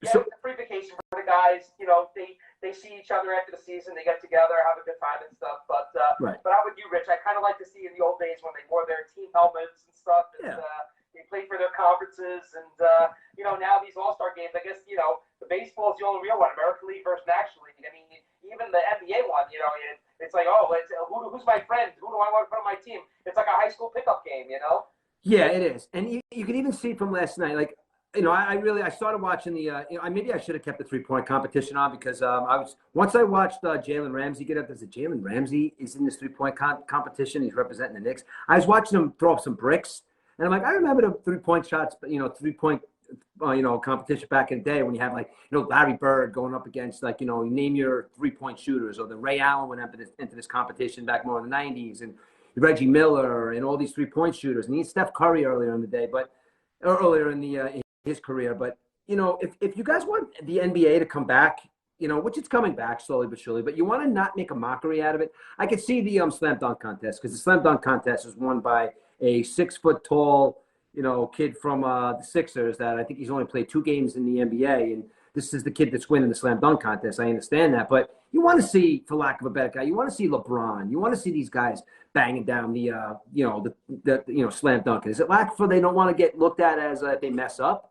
Have some fun with it, man. So if you lose, you lose. You know what, though, LeBron, if you're in the slam dunk contest, or Tatum, or, you know, I'm going to explain in a couple minutes. I'm going to stop beating up LeBron in a little bit, too. I'm going to apologize to him a little bit. Not a lot, but a little bit. But guys like him have to start getting involved in these skills competitions so more people would watch on television, you know. And I understand the NBA fans know these guys, like Halliburton, the guy that won the 3-point contest. The guy was draining threes like crazy. But, you know, he's not a household name. You know what I mean? But I think that these guys, the skills competition would be more fun. I think, you know, basketball would be the spot where a skills competition would have more people watching, because it would be more fun if the big names would get involved. Yeah, you think that's true, or you think I'm just talking out of my ass here? No, Rich, I kind of did the 3-point contest, and I kind of like the stats too. So I really had no qualms about the 3-point contest. I mean, you had Buddy Hield, who's number 1. He was you got Dame Lillard 4. Jason Tatum's up there, number 6. Yeah. The local guy, Lauri Markkanen, he's the number 9. Julius Randle from the Knicks, believe it or not, he's number 11, Rich, in 3-pointers. You know, and then you got Kevin Huerter and Tyler Hero's even in the top 30. So these guys, the 3-point contest was good. Dame Lillard won, and Lillard, he's a great player. He was number 4 in 3-pointers so far this year. That's great. But what I have a problem with, Rich, you know, you put this NBA puts this showcase on TV, and you give me these 4 guys in the slam dunk contest: Mac McClung, right. Trey Murphy III, Jericho Sims, Kenyon Martin Jr. Let me just explain this, Rich. You go back to the past, right? Listen to these slam dunk champions from the past: Donovan Mitchell, Zach LaVine, Blake Griffin, Dwight Howard, Vince Carter, Kobe Bryant, Michael Jordan, Dominique Wilkins, Larry Nance. I mean, that's what we want to see. Mac McClung has played 2 games in his NBA career. He played 2 games last year. He was signed by the Sixers on Valentine's Day from the G League team, and then all of a sudden the next day he's invited to the slam dunk contest. You can't tell me there's better guys out there that can slam dunk the ball. Trey Murphy, he started 46 out of 56 games with the Pelicans this year, mainly because Williamson's been out, so he's been the starter this year. Jericho Sims, 21 starts in 2 years with the Knicks, and basically he's playing because Mitch Robinson's been on the shelf and stuff. And then Kenyon Martin Jr., I think his father was a better player. You know, he's very entertaining too. He's very entertaining as a commentator too. Kenyon Martin. Yeah, he's kind of got that. Exactly. He's got that Shaq Barkley mold where he just kind of rips everybody when they don't play hard. Exactly. So you mean to tell me that this is the best you could do for a slam dunk contest? I agree, man. 30 teams and over 400, 500 players. This is the best you can put out there on a Saturday night prime time. Yeah, I agree. I mean, thinking? Yeah. Because you know what it is? Because I don't think that they really care. Like, it's just a spectacle now. They just throw that. It's kind of like, I mean, the NFL I think does a better job of it. The NFL puts their stamp on something. Nothing's beating the NFL. The NFL puts their stamp on something. People will watch Aaron Rodgers and Tom Brady play chess against each other. It has to do with the NFL. That's a sport that just thrives on its own. The NBA thinks that's the same way. The NBA thinks they can put their NBA stamp on it, and they could roll out. Listen, the guy that won the slam dunk contest last night, I had no idea who he was. I literally thought he was that kid, the professor. I don't even know if you who the professor is, but he's like, this like kind of legend, like, ballpark legend, like, taking shots, a little white kid, and eventually like they found him and he was on this like traveling like trick team, kind of like the Harlem Globetrotters, but he's very popular on the internet. But I looked at him, I was like, is this the professor? And I'm like looking around, like, the slam dunk contest, like you said, all those names back in the day. I mean, it was a big deal. You know what I mean? And now I'm like, who's this kid winning the slam dunk contest? Dominique Williams. Yeah, Wilkins. Yeah, man. Dominique Wilkins. Yeah, you remember that? Larry Nance, even. I mean, even Dr. J back in the day and stuff. Yeah. I mean, come on now, these names. I mean, I can guarantee you, if I ask anybody that listens to this podcast what teams these guys play on, I mean, I'm gonna know. But if I ask, I'm not quite sure that anybody would guess which teams these guys play on. Yeah. Listen, and I'm a because he's a New York Knick, maybe because of the Knicks. But I'm just saying, like, nobody knows where these team guys play. Eric, listen, Eric. Admittingly, I'm a decently big NBA fan. Like I admittedly don't know some of these guys. I don't know who some of these guys in the NBA are. Crazy, crazy. It's unreal. And then the fans pay a nice price to go to these events too, Rich. Yeah, and you know what though? You're showing the fans too. Yes, you're right. And you just brought up something like that gave me a little bit of that pissed me off a little bit that Mr. Silver said. He was talking yesterday at a press conference talking about how these guys are taking these, what do they call them? These days off, I guess. Oh yeah, load management. Load management. Did you hear what he said yesterday? Did you hear what Adam Silver said about load management the other day? I did not. Well, no. I saw an interview with him. I guess it was yesterday or something. Because obviously, it's all over the place. There's guys like me and there's guys like you who think this load management thing is a bunch of shit. You know what I mean? And then you got the younger guys who think like, oh, they need a break. So Adam Silver yesterday, we see where where he lies with that whole load management thing, because the way he said it, like he was saying it, and it's also like he couldn't believe he was saying it in the same breath, because he's talking about how these guys need load management. Load management is key for these players to play towards the end of the year. He's like, they need their break. It's like, sometimes there's a lot of injuries. It stops a lot of injuries. And he's kind of like, not backpedaling, but he's sticking up for the fact that these big time stars, they take days off just for kind of like load management. He also said in the same breath that ticket sales for home games, for season ticket holders, for games in general across the NBA, he says they're at an all-time high. Now, in the same breath, he says that. Now, I think that you're contradicting yourself by saying those two things, because I think you don't have one without the other, because you have these load management days. Like I said, you go back to the fact that, we say, again, let's go back to a guy who does it a lot. Kyle Lowry. Kyle Lowry's a stupendous basketball player. The guy is unbelievable. But there are days when you look down and he's not on the roster and you're like, why is this guy not playing? And you see a load management day. Goes back to the fact that people pay thousands and thousands and thousands of dollars. And I don't care what you say. I'm still on this side of the fence by saying that the kid worked whatever for his paper up money to see Kyle Lowry play, and he decides to take a load management day. And I know I sound like an old curmudgeon because the old timers never took days off. But the fact of the matter is, load management might hurt sales in the long run as opposed to helping sales. Yeah, it's getting you guys into the building now because they do want to see their superstars, because there's a different game now where people follow the stars and they don't follow the teams. But this load management may eventually get these guys in trouble, because they may say, you know what, though, I bought all these home games and I want to see LeBron James, 30 times and I only saw him 26 because he took load management. Whatever. Maybe I won't buy the season tickets next year. You know what I'm saying? Yeah. I think the way to do it, Rich, maybe don't do back-to-back games.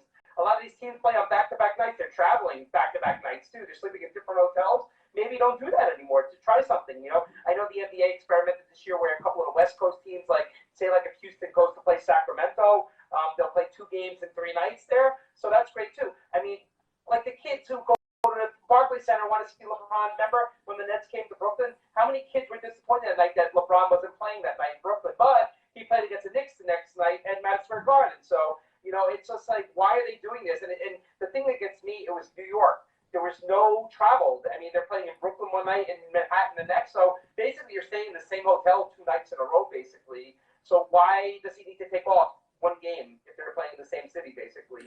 Exactly. And comparatively, like you want to talk about load management. Okay, let's talk about load management, because I brought this up a little while ago. Who do you think needs more load management in a full season of football come the end of this year? Do you think a guy I was going to use LeBron, but I pick on LeBron a lot. Who do you think needs more load management in a season from day one to the end of the day? Do you think Kevin Durant needs more load management, or Patrick Mahomes needs more load management? I think Durant is getting hurt.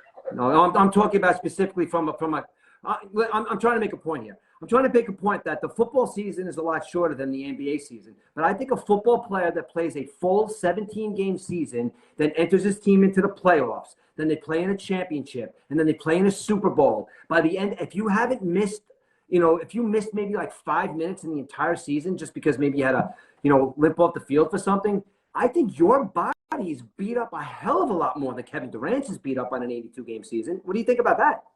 That's true. That's true.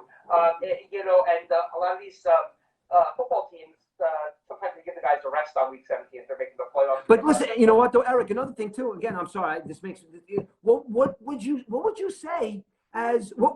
How about this? What would you say about a Tampa Bay Buccaneers fan? The year they're going to win a Super Bowl, and week 13, Tom Brady had a fight with his wife, and he tells the owner that he needs a load management day and he can't play that day.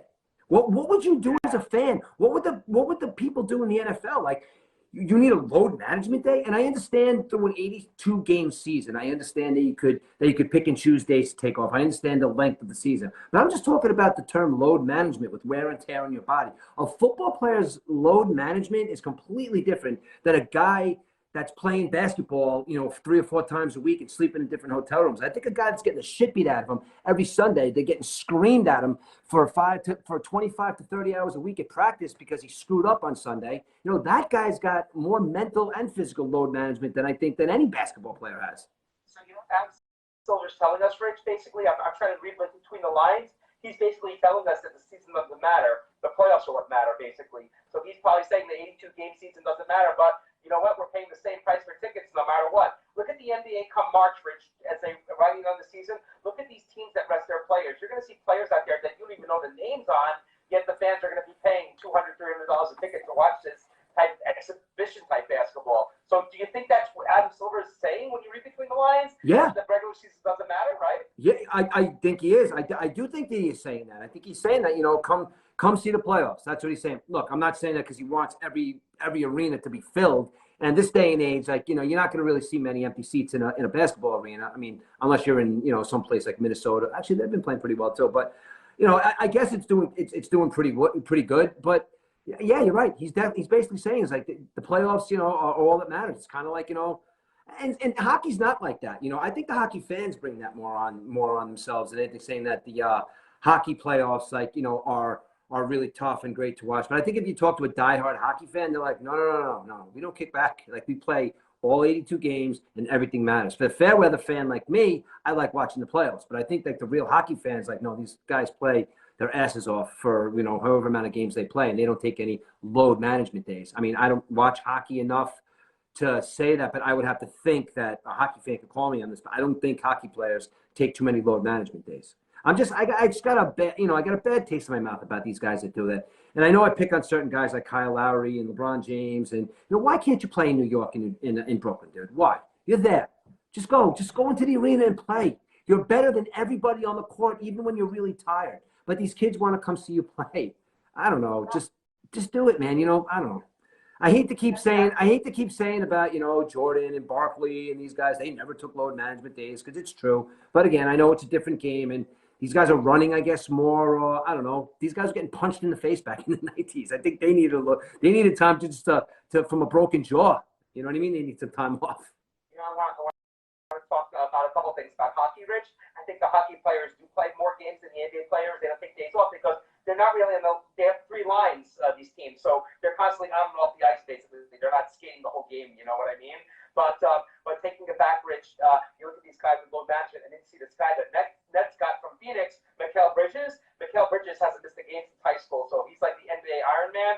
And I thought his streak would have ended when he got traded, but the NBA put a stipulation in that, because he just got traded, had his physical and everything like that, he wasn't eligible to play that day, so that doesn't count. So the streak is still alive for him, basically. So hasn't missed a game since high school. How about that? That's fantastic. That's how it should be. Why isn't everybody like that? Why isn't it? You get that, butterflies in your stomach when you're about to play that game. That feeling isn't there. I guess that feeling isn't there anymore. I don't know. If you're playing or doing your job, does it become a job eventually? I guess, when people want to retire from their, chosen careers, I guess maybe some of the reasons is it just becomes a job. I don't know. There's some of these guys, it just literally just becomes a job, and they go out there, and if they want to play or not, they're going to get the paycheck anyway. I don't know. We see load management in baseball. It's called the designated hitter. Yeah, I know. But baseball. But at least the guy's still playing, though. He's still playing, right? Yeah, exactly. Yes, exactly. So, I don't know. I mean, the NBA is really starting to heat up now, man. I mean, I have no problems with the way the NBA is going right now because, my Celtics are really just. I'm watching a guy, Jason Tatum, who is just playing amazing, dude. I mean, he's doing everything. He's doing everything possible to become that guy on the Celtics. That's that next look, that guy. I mean, the guy that's not going to leave, the guy that's going to wear the green and white for the rest of his career. He's smiling. Seen him last night in that 3-point competition, talking to the fans, signing stuff. You know what I mean? He just looks happy. Like he's in a place like Boston with all that history of basketball. He's playing like, on a team where legends played, and they're just really doing something over there with a young coach, and who I didn't, I forgot about, what's his name? The coach of the Boston Celtics is the guy who Allen Iverson stepped over and stepped on his chest. What was his name? Jesus Christ, I don't remember. I'm a bad Celtics fan. I don't remember his name. But they're doing something over there that's pretty cool, I think, in Boston. And that, they're all playing together. You get a guy like Al Horford over there that's been playing for like 50 years. He's like, he's like 112 years old, and he's still going out there and kicking ass. He's hurt now, but, you got a bunch of guys like Marcus Smart playing defense, you got there's so much talent on that team, and they have a deep bench that I would love to see them win a championship. I think they can, and I'm not to say they will because I'm going to put a hex on my team, but I think that they definitely can win a championship this year. Yeah, and you know what, Rich? One player, and I just saw him on TV at the All-Star game, one player that nobody talks about on the Denver Nuggets, Nikola Jokic. I mean, the guy's won 2 MVPs in a row, and he's going to go for a third, basically. I know Tatum's a great player, and he might be getting some NBA votes and stuff, but look at this guy, Jokic. He's averaging 24 points a game, 11.5 rebounds, 10 assists. He's shooting 63.2%. I mean, talk about the Uber center. He's doing everything, and he win the MVP for the first three-peat since Larry Bird did it 28 years ago. I forget how many years ago, so maybe not 28, but Jokic is only 28 years old, and he's working wonders. He's probably one of the best centers ever, basically, with what he does.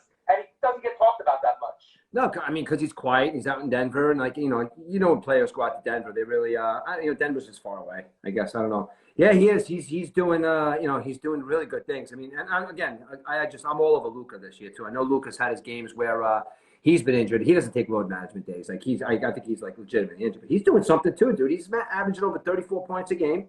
He's averaging 36 and a half minutes, 33 points a game. I mean, he's a field goal, over 50% field goal percentage. I mean, he's killing it too. You got Embiid and Agantupou. These guys are, there's some pretty, there's some pretty rough and tumble point scorers that are out there right now. Lillard's out there, they're playing their minutes too, man. A lot of these guys are the top scorers. They are playing their minutes, man. They're playing their games and they're playing their minutes. I mean, you got to go really, really down far to one of the top scorers here that's playing under 30 minutes, for what they got going on. So, yeah, man. I mean, Luka, you got all these guys. I mean, basketball is very, very exciting right now. You know what gets me though, Rich, about the whole Luka Doncic thing? Kyrie Irving. I mean, you bring Kyrie Irving into this mix. I mean, Doncic loves to have the ball by himself, but you know that Kyrie's going to have the ball in his hands a lot. So I'm kind of wondering if the 34 points a game sticks, or it kind of like decreases as the season goes on, basically. Because I don't know about you, but I thought that Kyrie going to the Dallas Mavericks was not the best of places where he should have gone. I don't know. What do you think about that? Yeah, I don't know either. I mean, I don't know what Luka Doncic's contract is. I mean, maybe he wanted Kyrie to come. But I went on my rant about Kyrie last week, how the reason why I just figured it out last week, the reason why I can't stand him, because I watched him play that one game with, I mean, I've watched him here and there, but I've never actually, so you can only actually sit there and watch what this guy can do without a superstar on the court. Luka wasn't there. So I'm just watching him, dude. And it just led me back to watching him on the court and watching old, footage of him, when he was younger. He is an unbelievably talented basketball player, dude, but he could not care less. If he doesn't want to play, he's just not going to play. I mean, he does things with the basketball that I've only seen some of the greats do, like ball handling. I think one of the best ball handlers ever is probably Allen Iverson. I loved watching him handle the ball. He handles the ball like that. I mean, it's just I don't know. He just does so many things well, and then he'll get up on the wrong side of the bed, and he'll start thinking about how the earth is flat, or he wants to attack another organization or something, and then he just goes downhill. And then, what's he gonna do? It's gonna go downhill once he starts attacking Luka's home country. He'll say something cross about that. Then Cuban will be forced to either you trade me or you trade Kyrie. Something's gonna blow up in Dallas. I don't think Mark Cuban is going to let it happen to an extent, but maybe he'll nip it in the bud before any other owners do. But, while they're playing together, I mean, I mean, you got two of the most exciting players in basketball playing on the same team, but one of them happens to be a prolific scorer that I do not like. He's not gonna like somebody like Kyrie and coming and stealing some of his thunder. He's gonna make his passive aggressive, sarcastic comments, and I think it's gonna get out of hand. Maybe not this year, but I think it's gonna get out of hand by next year. I'm looking at Team LeBron, and I see Kyrie and Luka on the same team right now, along with Milicic too. So how about that? That's like a team to have, I guess, right? Yeah. How would the ball control be on that team, basically? But you know, Rich, I'm looking at the standings. You see the Milwaukee Bucks. The Bucks have won like 12 in a row. They're like the hottest team right now. I think they forgot how to lose, basically. You know, even when Giannis was hurt and missed a couple of games, they still pick up the pace for him. I mean, they're only a half game behind the Celtics at 41-17 right now. They're looking good. I mean, there's some other teams that are looking good too. I mean, we want to see how Kevin Durant, he's getting healthy now. So Devin Booker's healthy. We want to see about Phoenix now. What do you think about Phoenix? How can they? You think they might advance to the finals, Rich? Listen, they could. They definitely could. Phoenix with Durant. I mean, I'm going to see if Durant made the right decision. I think you're going to have to wait till next year to see if Durant made the right. That's what I personally think. I think you're going to have to wait till next year to see if Durant made the right decision. I mean, where's Phoenix sitting now? They look like they're sitting at the 5 seed right now. They're over 500. Behind Sacramento, I think. Yeah. Sacramento's not going to be the number 3 seed anymore. They're going to fall. You know that, right? Yeah. But what's a team that's creeping up in the rankings now. They're slowly. I mean, Clippers, right? No, the Clippers. And I'm looking at the Sixers, dude. The reason why I said the Sixers. The only reason why I'm saying the Sixers is because if Embiid is allowed to do, I think Embiid is one. Listen, I know what's his name is the best center in basketball. He's probably one of the best players in basketball. But I think as far as you want to look at somebody that's an old school center, like a Shaq center or somebody that's going to beat you up center, I think Joel Embiid is like one of the last bastions of that big guy who's in the middle, and he's just like he's a center, and he's just going to kick your ass to get those points. And I think he's allowed to do that now because. Fat Boy James Harden is playing his game right now. Did you see he's averaging over 10? He's averaging over 10 assists a game. He's leading the league with assists. So is Harden kind of being that guy now? Like, maybe I am just going to get fat and grow the beard out again. I'll just dish the ball out for the rest of my career. Maybe I'll just, and he's one of the reasons why the Sixers are, coming up in the rankings. And, Harden is kind of like, maybe he's realizing like I'm getting a little on in age and maybe I can be the role, high level role player, of course, but he's averaging over 10 assists a game. If that could be dangerous if he's locked in as not being the guy and sharing the spotlight with Embiid, that could be a team that could be dangerous in the playoffs too. Finally, yeah, I agree. And then look at the Nets. The Nets are like 10 games over 500 still, but you think they'll make the playoffs, right? Yeah, probably, but they'll probably die out in the first round. But you never know with this team. If they play with the young guys and stuff, and they play as a team, the sky's the limit. But yeah, they're 10 games over and creeping into the playoffs. I think, right? I think the Knicks might even pass them soon. when you get to that lower half of the East, and it's really, I mean the Heat. You see some flashes of brilliance with the Heat, but I don't think the Nets, the Knicks. I mean, the Cavs are a nice story too, but I don't even think the Cavs. Any of those teams are going to beat the Sixers, the Bucks, or the Celtics in the East because they just have so much firepower on those 3 teams. When you got Giannis and when you got Giannis, you could take a step back and have a bench player come out. 3 or 4 guys that don't play all the time and just come out there and run the court and score points while the big guy's sitting on the bench.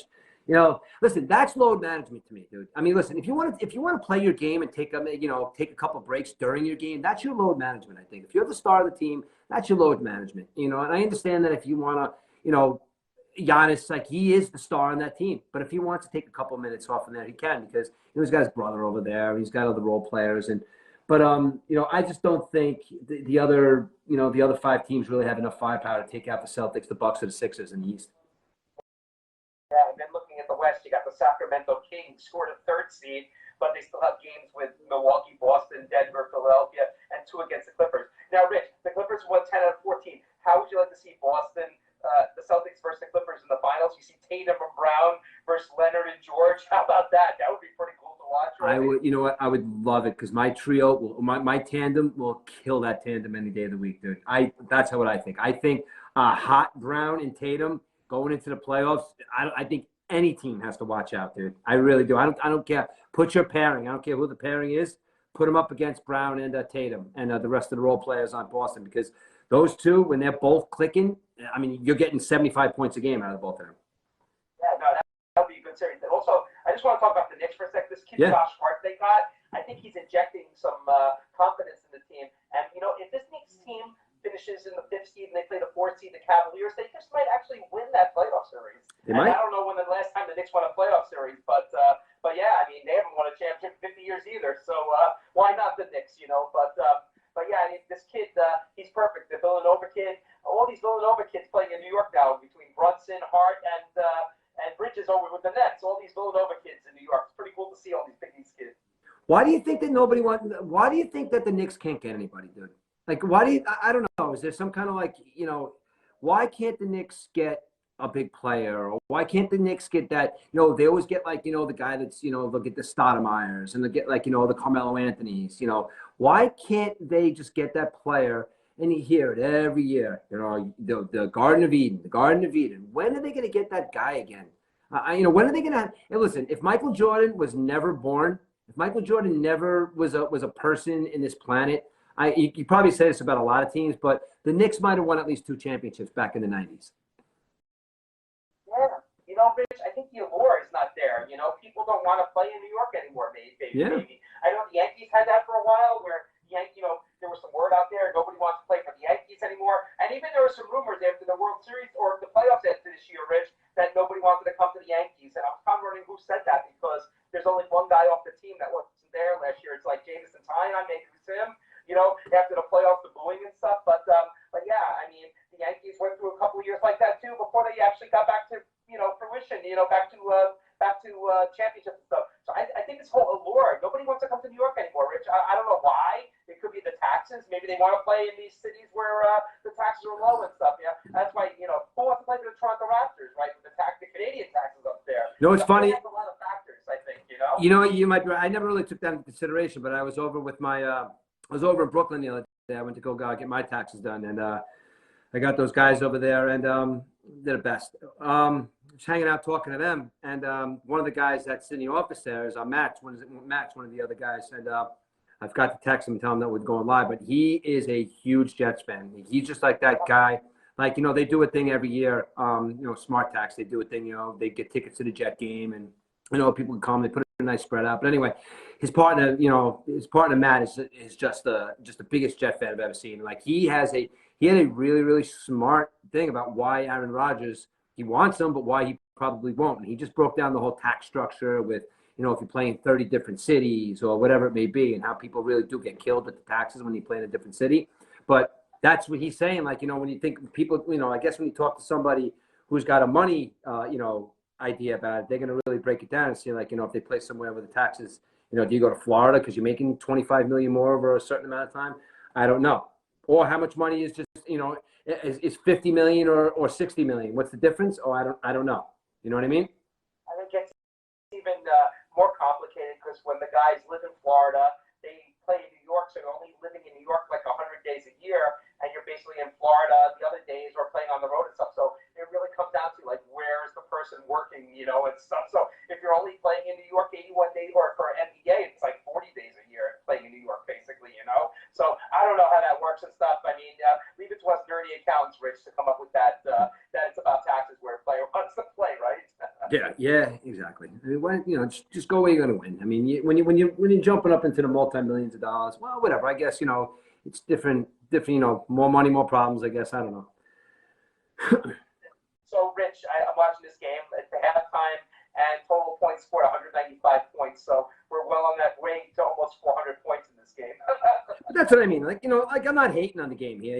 We got a half an ear on it. It's like, we're kind of watching. It's a lot of fun. Kind of like, that's why I compared it to the Pro Bowl. It's like, look, these guys are having fun. They want to go out to the clubs and release some steam too. Because listen, I'm breaking their balls about load management. I don't think they need it, but those guys do play hard every night. They run up and down the court. Remember Airplane when Kareem Abdul-Jabbar was the pilot in Airplane, and the kid was bothering him up in the front thing, and he says to him, he said, "Listen, kid, you tell your dad to run up and down the court for 48 minutes a night for 30 years, blah blah blah." And he's kind of right. It's a hard sport on your body. Yeah, I could just see the sequel of Airplane coming out, Airplane 2, with LeBron sitting in the cockpit telling his or some other players saying, "Yeah, I run up and down that court 20 minutes a night." Right? Yeah, Kareem said 48 minutes, right? You tell your dad to run up and down the court 23 minutes, 14 games a year. You know what, though? One of my favorite movies of all time here, but I loved it, And then, you know what? You watch it as a kid, then you watch it like maybe 10 years later, and oh, wow, that's what that means now and stuff, Yeah. You're like laughing and stuff. Remember the automatic pilot and stuff, Yeah. blowing it up and stuff. Yeah. Very funny. Very funny. They don't make movies like that. Good stuff, though. Good stuff, Rich, right? Hey, you know what I wanted to I just want to touch on briefly. I'm sorry I didn't go over with you in the beginning, but it's just I want to touch on it briefly, just because we're getting to that time of year.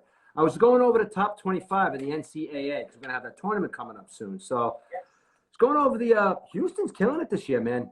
I mean, they're playing. Houston's playing well this year. A lot of these, for lack of a better term, a lot of people, usually do their brackets and, they know the usual suspects like the North Carolinas and the Arizonas and the Gonzagas and teams like that. But you're looking at teams like Alabama, Houston, Purdue, UCLA. These are the top four right now. And, it's not the North Carolinas and the Kansas and the Kentuckys. And although they are playing very, very well this year, and I'm sure they're set up perfectly to have a run in the NCAA tournament. But I mean, you're looking at this kid. His name escapes me. Marcus something. I think he's the point guard for Houston. This kid is unstoppable, dude. I was watching some video on him today. Fast. I mean, he's carrying that Houston team. I mean, they're going to make a run in the Final Four this year. Alabama number one. Yeah. Basketball, Rich, where in football they weren't number one this year. It's weird, right? Yeah. You don't even think about that. Yeah, you're right. They're like, you stupid football players aren't doing it. Let's go. We got to get the basketball players. Stop beating the basketball players now. Make them the number one program in the country. Yeah, Alabama. It's really weird to see them at the top. And I see UConn, too, is making a run. The men's team is looking pretty good this year. And Gonzaga's dropped. Gonzaga's like not even the top 10 anymore. So that was a school that every year they would show up in the top 10, even going for the championships and stuff like that. But, as we head into March Madness, Rich, this is where the boys get separated from the men get separated from the boys, basically. So, we still got about a month left until the tournament starts. I guess it starts around this time, around St. Patrick's Day or something in a month from now. But all these conference tournaments and stuff could be interesting to watch. Good time of the year to be a sports fan, Rich. And also, we got the World Baseball Classic and we got preseason baseball this weekend, the 25th, the Yankees and the Phillies. And I'm sure the Mets will be on this weekend, too, with their new announcer re-signed, Keith Hernandez, which was a good move, huh? Yeah. But Keith definitely had beef with the Wilpons. And we all hated the Wilpons. We all love Keith. Keith never made $1 million working for the Wilpons as an announcer. So crazy. And, I didn't realize the Wilpons were still involved with SNY until Ben told me that the Wilpons had the strings to pull on Keith Hernandez. That's pretty wild, right? I thought that Uncle Steve would have got the full package, basically. Yeah. You know what? I'm sorry. I just want to go back to the NCAA for a second because I'm curious usually, to see. I look at the players that are going to be drafted next year. Then you look at the players that are kind of dominating their league right now. And why their teams are doing so good. Like you got the top 5 players right now in college basketball. You got Drew Timme from Gonzaga. You got a couple other guys, but then you got you always look at the teams that, they may not be right now. It's like they're the 4th or 5th best, but then you look at guys that are going to be drafted and how high they're going to be drafted. I mean, they got this guy. I don't know if you been paying any attention. You see this kid that got over in Kentucky, this kid, Oscar Tisbawe, or whatever his name is. Can't pronounce his last name. And they got the kid, Armando Bascotte on North Carolina. Yo, these two guys, this guy, Tisbawe, or whatever his name is, from Kentucky, 25 double-doubles last year, averaging 18 points a game and 15 rebounds a game. What does he have? What is it? He's 6'9", 225. Like I said, he had 25 double-doubles last year. He had 5 games where he had more than 20 rebounds and 3 games where he had more than 25 rebounds, dude. I mean, this is when you look at those college players and you see, he's a nice player. Drew Timme, he's a good college player, but that's a player you look at wow, that kid's going to make a difference in the NBA. He is already a man.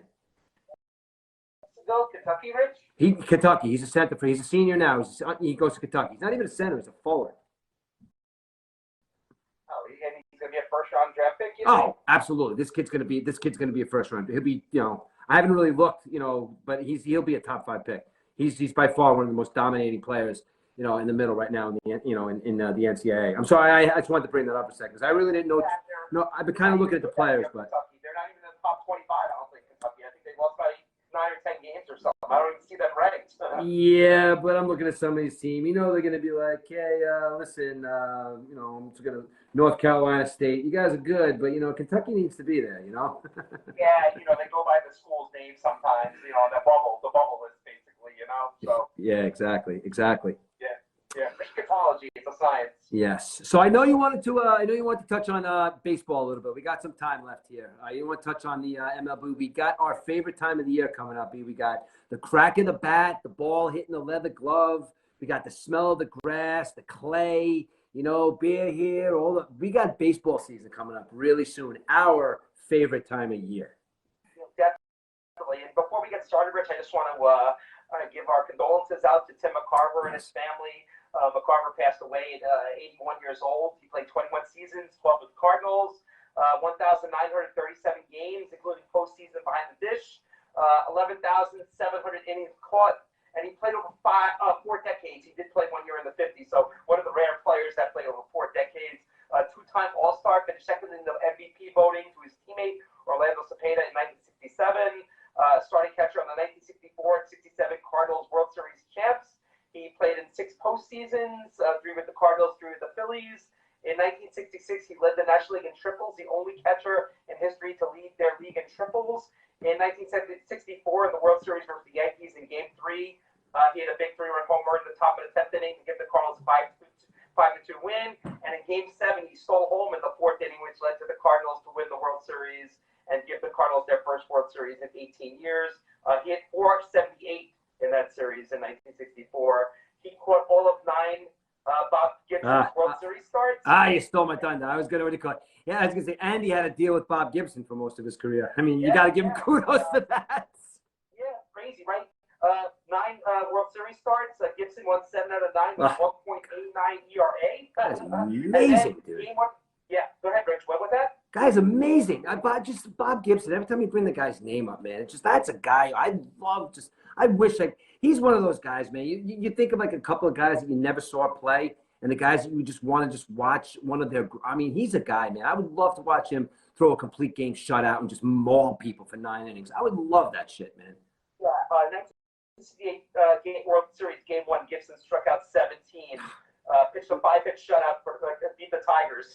Crazy, yeah. Right? The Tigers won the World Series, but Bob Gibson just dominated them. And of course, Tim McCarver caught Steve Carlton from 1976 to 79. Carlton had a 72 and a 77 and 41 record with McCarver behind the plate. And of course, McCarver went up to the broadcast booth in 1980 with the Phillies, worked with legends Harry Kalas and Rich Ashburn. And then he went to the Mets for 15 years, as you know, and then to the Yankees for a couple of years, went to the Giants for a couple, wrapped it up, worked on the network, came back to the Cardinals in 2014, worked till 2019. His doctors advised him not to work 2020 because of COVID, and he had some heart issues. And yeah, he passed away from heart failure a couple of days ago. But another a legendary Hall of Famer, Tim McCarver, rest in peace. Yeah, man. Yeah, he's a big one. Yeah, that's the voice of my age group. Listen to the Mets, like that's his voice. It resonates with me. Just listening to the Met games back in the 80s. He had his controversies too. We all have controversies, say the wrong things, but a living legend, Tim McCarver in the broadcast booth and behind the dish, basically. Yeah, but 100%. It's good seeing the guys back in spring training. Rich, a lot of Florida highlights coming this week, and I saw this Cody, the Japanese guy, Senga was having a little trouble with the pitcher's mound. They said, You know what's funny? Aiden brought up a good point to me today because this is again his favorite time of year too. Being the baseball fan that he is, he brought up a good point today. When you're watching these games and you're watching these inter-squad matchups, would you rather see Kodai Senga striking out Pete Alonso with a good ghost pitch, or would you rather see Pete Alonso taking him deep? These are two guys that are going to do big things. So that leads me to believe that Senga needs a little help, or Alonso needs a little help. And when you're watching these guys go at it, you're looking at it from that perspective of the pitcher got the hitter or the hitter got the pitcher. Early on in spring training, do you catch on to those kind of things, or you just let it be? That's pretty cool. I never thought of that, Rich. That's a really good. Yeah. Wow.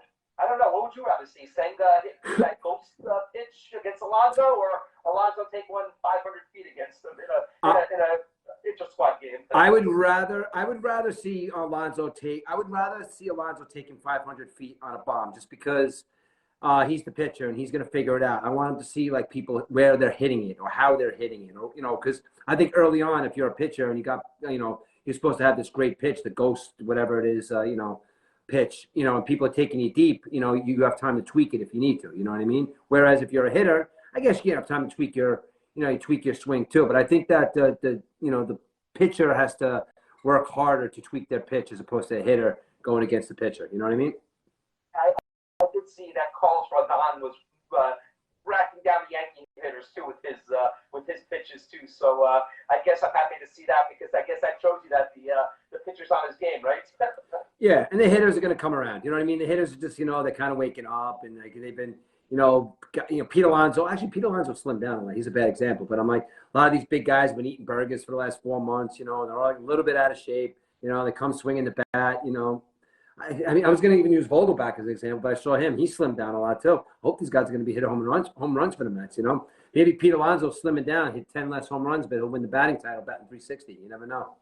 Still 30 bases, right? Yeah, why not? They're saying O'Neal Cruz is on his way for a 30-30 season, so we'll see about that. Yeah, and don't forget what's his name out in Seattle, Rodriguez, right, coming back for his sophomore season. I can't wait to see what he does this year. Basically, yeah. I think he'll sophomore jinx. I don't think we'll be with him. He's a star in the making, basically. Exactly. We started this discussion earlier. We didn't bring it up yet, but Machado wants $400 million, dude. Now. Now let's look at it comparatively. Let's look at prospectively, because prospectively, who's a better third baseman than him right now in the league? I mean, I pulled up Nolan Arenado. Yeah, I said Nolan Arenado is the batting player third base. All right, so now would you say that after Nolan Arenado and Machado, I mean, there's good players. I'm not saying, but do you think there's anybody close that even in the same, like Bregman's a good third baseman, but he doesn't hit like those guys. You got your different third baseman, but no one really hits and fields at the same time, I guess, at third base the way those two guys do, right? I want to see Machado at Yankee Stadium, Rich. They missed the boat on him a couple of years ago. I think if they either went after Bryce Harper or Manny Machado, they would have been better than they are right now. But Machado's deadly. I mean, I've never seen a guy hit a ball so hard than he does. Oh my God. And he plays a great defense, too. I think Arenado, great offense, too. But I think Machado, I think he's deadlier with the bat than Arenado. I don't know what you think about that. But Eric, I mean, look, if we're looking at it from a pure numbers perspective, I mean, that's all we really have to compare players at this time. I was like, but if you look at Arenado and look, they're both what is it? Machado's 2 years older than Arenado, but they've both literally been in the league for the same exact year. Okay, now Machado wants another 10 years, $400 million. Arenado just opted in for 5 years, 144 added on to his contract with the Cardinals. Now, whatever. I'm not just saying that's where their heads are at. I'm just talking about, where their heads at. Machado wants the money, and Arenado's like, you know what, I'm opted in. Give me my 5 years. But Machado, 283 home runs. Okay, Arenado, 300 home runs. 1,600 hits for Machado, 1,520 for Arenado. 853 RBIs for Machado, 970 for Arenado. Batting average, 282 Machado, 289 for Arenado. Their fielding percentages for both of them are literally just through the roof. You know what I mean? It's not like, you can't even look at them and say one's a better fielder than the other because they both field their position on such a high level. So you're looking at two players that are, that are very similar and are very high-level players. And if you want to look at it that way, I guess maybe, Machado does have a right to say that he wants $400 million. Rich, we could take a step further, too, that Arenado played in Colorado, where it's a hitter's ballpark. But I hate that excuse, though. Don't forget where Machado played, though. Machado played in Baltimore, and they just moved the fences out this year, this past season in left field. So that was a place where you can hit home runs, too. So you can't even make a comparison with the two because both played in basically, home run hitting ballparks. I really don't like that. I really don't like that excuse, like, taking it, sliding a guy like Larry Walker or something, you know what I mean, who was deadly with the bat, but he played in Colorado. Or was it Todd Helton? He's getting a lot of shit now because he played in Colorado. It's like, you know what? Listen, Colorado had a baseball team, right? They have a stadium. That's where they play the baseball games. And listen, I know it's not any excuse or whatever that Daniel Murphy almost won the batting title the year after he left the Mets and he went to Colorado. But you know what? That's where they play the baseball games. But Arenado's still playing, and he's still playing high level baseball in St. Louis, and he's out of Colorado. So I guess maybe you could pad your stats by playing in Colorado, but it's still a Major League Baseball stadium, and they play games there. And Arenado's a pretty damn good baseball player. Yeah, I remember too when DJ LeMahieu came to the Yankees from Denver, from the Rockies. People were telling me, my friends and stuff, oh, don't forget he played in Colorado. He's going to suck again. He said, you know what? He did pretty damn well, Rich. And I remember you telling me he's a great hitter too a couple of years ago. Yeah. You would love for it to get. He's had a couple of years with the injuries now and stuff, but I think he's coming back healthy this year, and we'll see what happens. But that first year he had the Yankees, he showed no regression that he played in Colorado coming to the Bronx. Basically. No, not at all. And what's the difference? I mean, the thin air, I guess. Okay, so maybe you'll hit more home runs, but you're still a baseball player who has to, he has to adjust to, where they're playing. They have to adjust the strike zones. They have to adjust the weather. They have to adjust the field conditions. They have to adjust to a lot of things. And adjusting to a field condition of, all right, listen, maybe you're a player like, that doesn't hit too many home runs. And maybe he gets excited to be in Colorado because maybe this might be the night where I hit my 10th home run. But you know what, though? Other than that, though, you're a home run hitter. Doesn't think you spray it around the field. Or you go and you hit the home run. It's where you play the game. Don't slide any of these guys because they played in Colorado. I mean, it's a baseball city, like we said. Yeah. Baseball players are going to hit. And if that was the case, if there was a home field advantage, you would see the Rockies 81-0, 81-0. But that's not the case. We know as the Rockies have been the past couple of years. But yeah, like I said, I looked at the stats, and they're pretty much the same third baseman, Arenado and Machado. Machado, sometimes is a little more aggressive than Arenado. You hear him, he wants to be a team leader and stuff. Look how he chewed out Francisco Tatis. Mm-hmm. He's a player, Machado, I think, and Arenado, play in Middle America and stuff. But I think Machado wants to play on the East Coast. That's what I think. Back to the East Coast. Well, listen, he probably does. He's going to get a lot of money, and he is an unbelievable talent. I mean, the guy is just, he's just one of those guys. Like, he's a vacuum at third. I mean, he was a shortstop. He's a shortstop third baseman. He's just one of those guys that gets out there and plays defense as well. And if you want to complain about the money, complain about the money. If you're not going to complain about the money, you know what? Give him Uncle Stevie. Give him $400 million. Let Uncle Stevie give him the $400 million, because you know why? Because Uncle Stevie, I hate calling him that. I'm not even going to call him that anymore, because I really do hate calling him Uncle Stevie when Met fans call him Uncle Stevie. I'm just going to get a different name to him. But the owner of my New York Mets, Steve Cohen, said something a couple weeks ago that basically said, you know what? Shut up about me spending. You know what? I'm putting money back into the league, my luxury tax. I'm a billionaire. You know what, though? If I want to spend money, I'm going to spend money. I'm spending it smart. You know what, though? Who knows? Maybe he goes out and gets Manny Machado. You know what I mean? It's not going to – I wouldn't put it past them. And, again, I don't care if anybody says that the Mets right now, or they're buying their players. And even if they win a World Series and they say we're buying the players, I don't care. I just want to be on that side of – I want to be the evil empire. I want to be the bully. I want Steve Cohen to be the new Darth Vader. You know what I mean? I want my Mets to to be that team. So, whatever, man. Just keep spending money, Uncle Stevie. I hate that name. Oh, God. Rich, we're getting close to the bewitching hour of our podcast and stuff. But I just had one thing to tell. I read one, this halftime at the NBA All-Star Game is ridiculous, like longer than the Super Bowl halftime. Yeah, one more thing about baseball. What is failure for Aaron Judge coming off a 62 home run season? I mean, we know he's not going to hit 62 home runs again, right? I mean, how would the Yankee fans going to react if he only hits 40 or 45 home runs? Eric, how do you think? That's what I'm worried about, Rich. The fans and how they take this, because we know you New York fans, they will boo the hell out of you. I mean, Eric, how do you think the Yankee fans are going to react when Aaron Judge has 10 home runs going into June? Maybe not, but still. But that's what I'm saying. But that's the expectation level he set for himself as hitting all those home runs, which is fine. Whatever. There's got to be expectations. But on the Yankee fan, it's almost like in my job. Like, you don't want to sometimes, like, you really, it's almost like, you really perform at a high level. And then, like, you do extra something, and then the boss or the person expects that all the time. So, listen, Aaron Judge, money-wise, you're expected to hit 64 home runs this year. And anything less than that, I guess, in an owner's eyes, it's not a failure. I mean, even in the fans, it's not a failure. But you know what, though? You set that bar so high that if you have 10 home runs going into June, you know your Yankee fans are going to be chirping, oh, we gave him all that money. No, we didn't give him all that money. The owner of your baseball team gave him all that money. So just let the guy perform. But there's going to be fans all over the place. Look at fans of my baseball team with Verlander. If he goes 0-4 and he's got like 15 strikeouts going into June, it's like, where did our money go? So it could go either way. You know what I mean? Sure. No doubt. Yeah.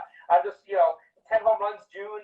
Maybe if he has 60 RBIs, 10 home runs, okay, batting over 300, maybe okay. It's, the fans accept that, right? Okay. Yeah. Listen, I'm pulling for the guy. You know me. I'm pulling for Aaron Judge. I'm glad he got his money. I'm glad he didn't go nowhere, and I'm glad him and Pete are going to be going back and forth vying for the kingship of New York this year. We'll be rooting for Pete Alonso in the World Baseball Classic.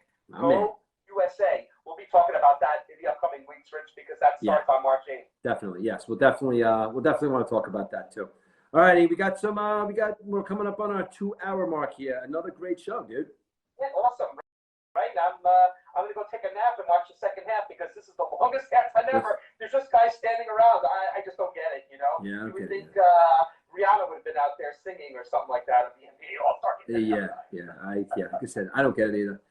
All right, my friend. Well, enjoy your President's Day off tomorrow. Yeah, thank you. We will speak as we plan for this Fishkill Rec broadcast assignment. Okay. And we'll take it to episode 33 next week, Rich. Yeah, absolutely. Episode 33 next week. And listen, if you guys are hearing this broadcast right now, get the word out. March 18th, come on down to Fishkill Rec and listen to us call the games and have a little fun down there with all the kids from the area. All righty. Maybe sometime we'll be doing weddings, bar mitzvahs, christenings, confirmations, you name it, right? There's no ceiling for our talent level, E. You know that. There's no ceiling for us. You never know where we're going to be a year from now.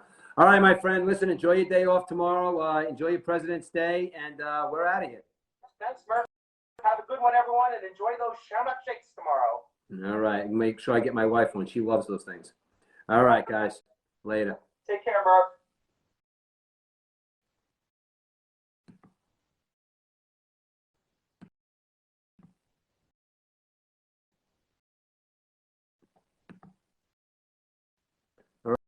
All right, Facebook. I'm out of here. Next week, episode 33. If you guys missed any of the show out there, let everybody know we're on a podcast. About an hour from now, we're going to be on Spotify, Apple, Google, wherever you guys get your podcasts. So, if you missed part of the show, you want to go back. If you want to listen to our older shows, we're getting pretty good at this thing here, guys. So just go on Podbean and check out our website, too. We have murphandedubs.com as well. And all of our old episodes are going to be there. So thanks a lot, guys. And I'm going to be signing off now and talk to you guys next week.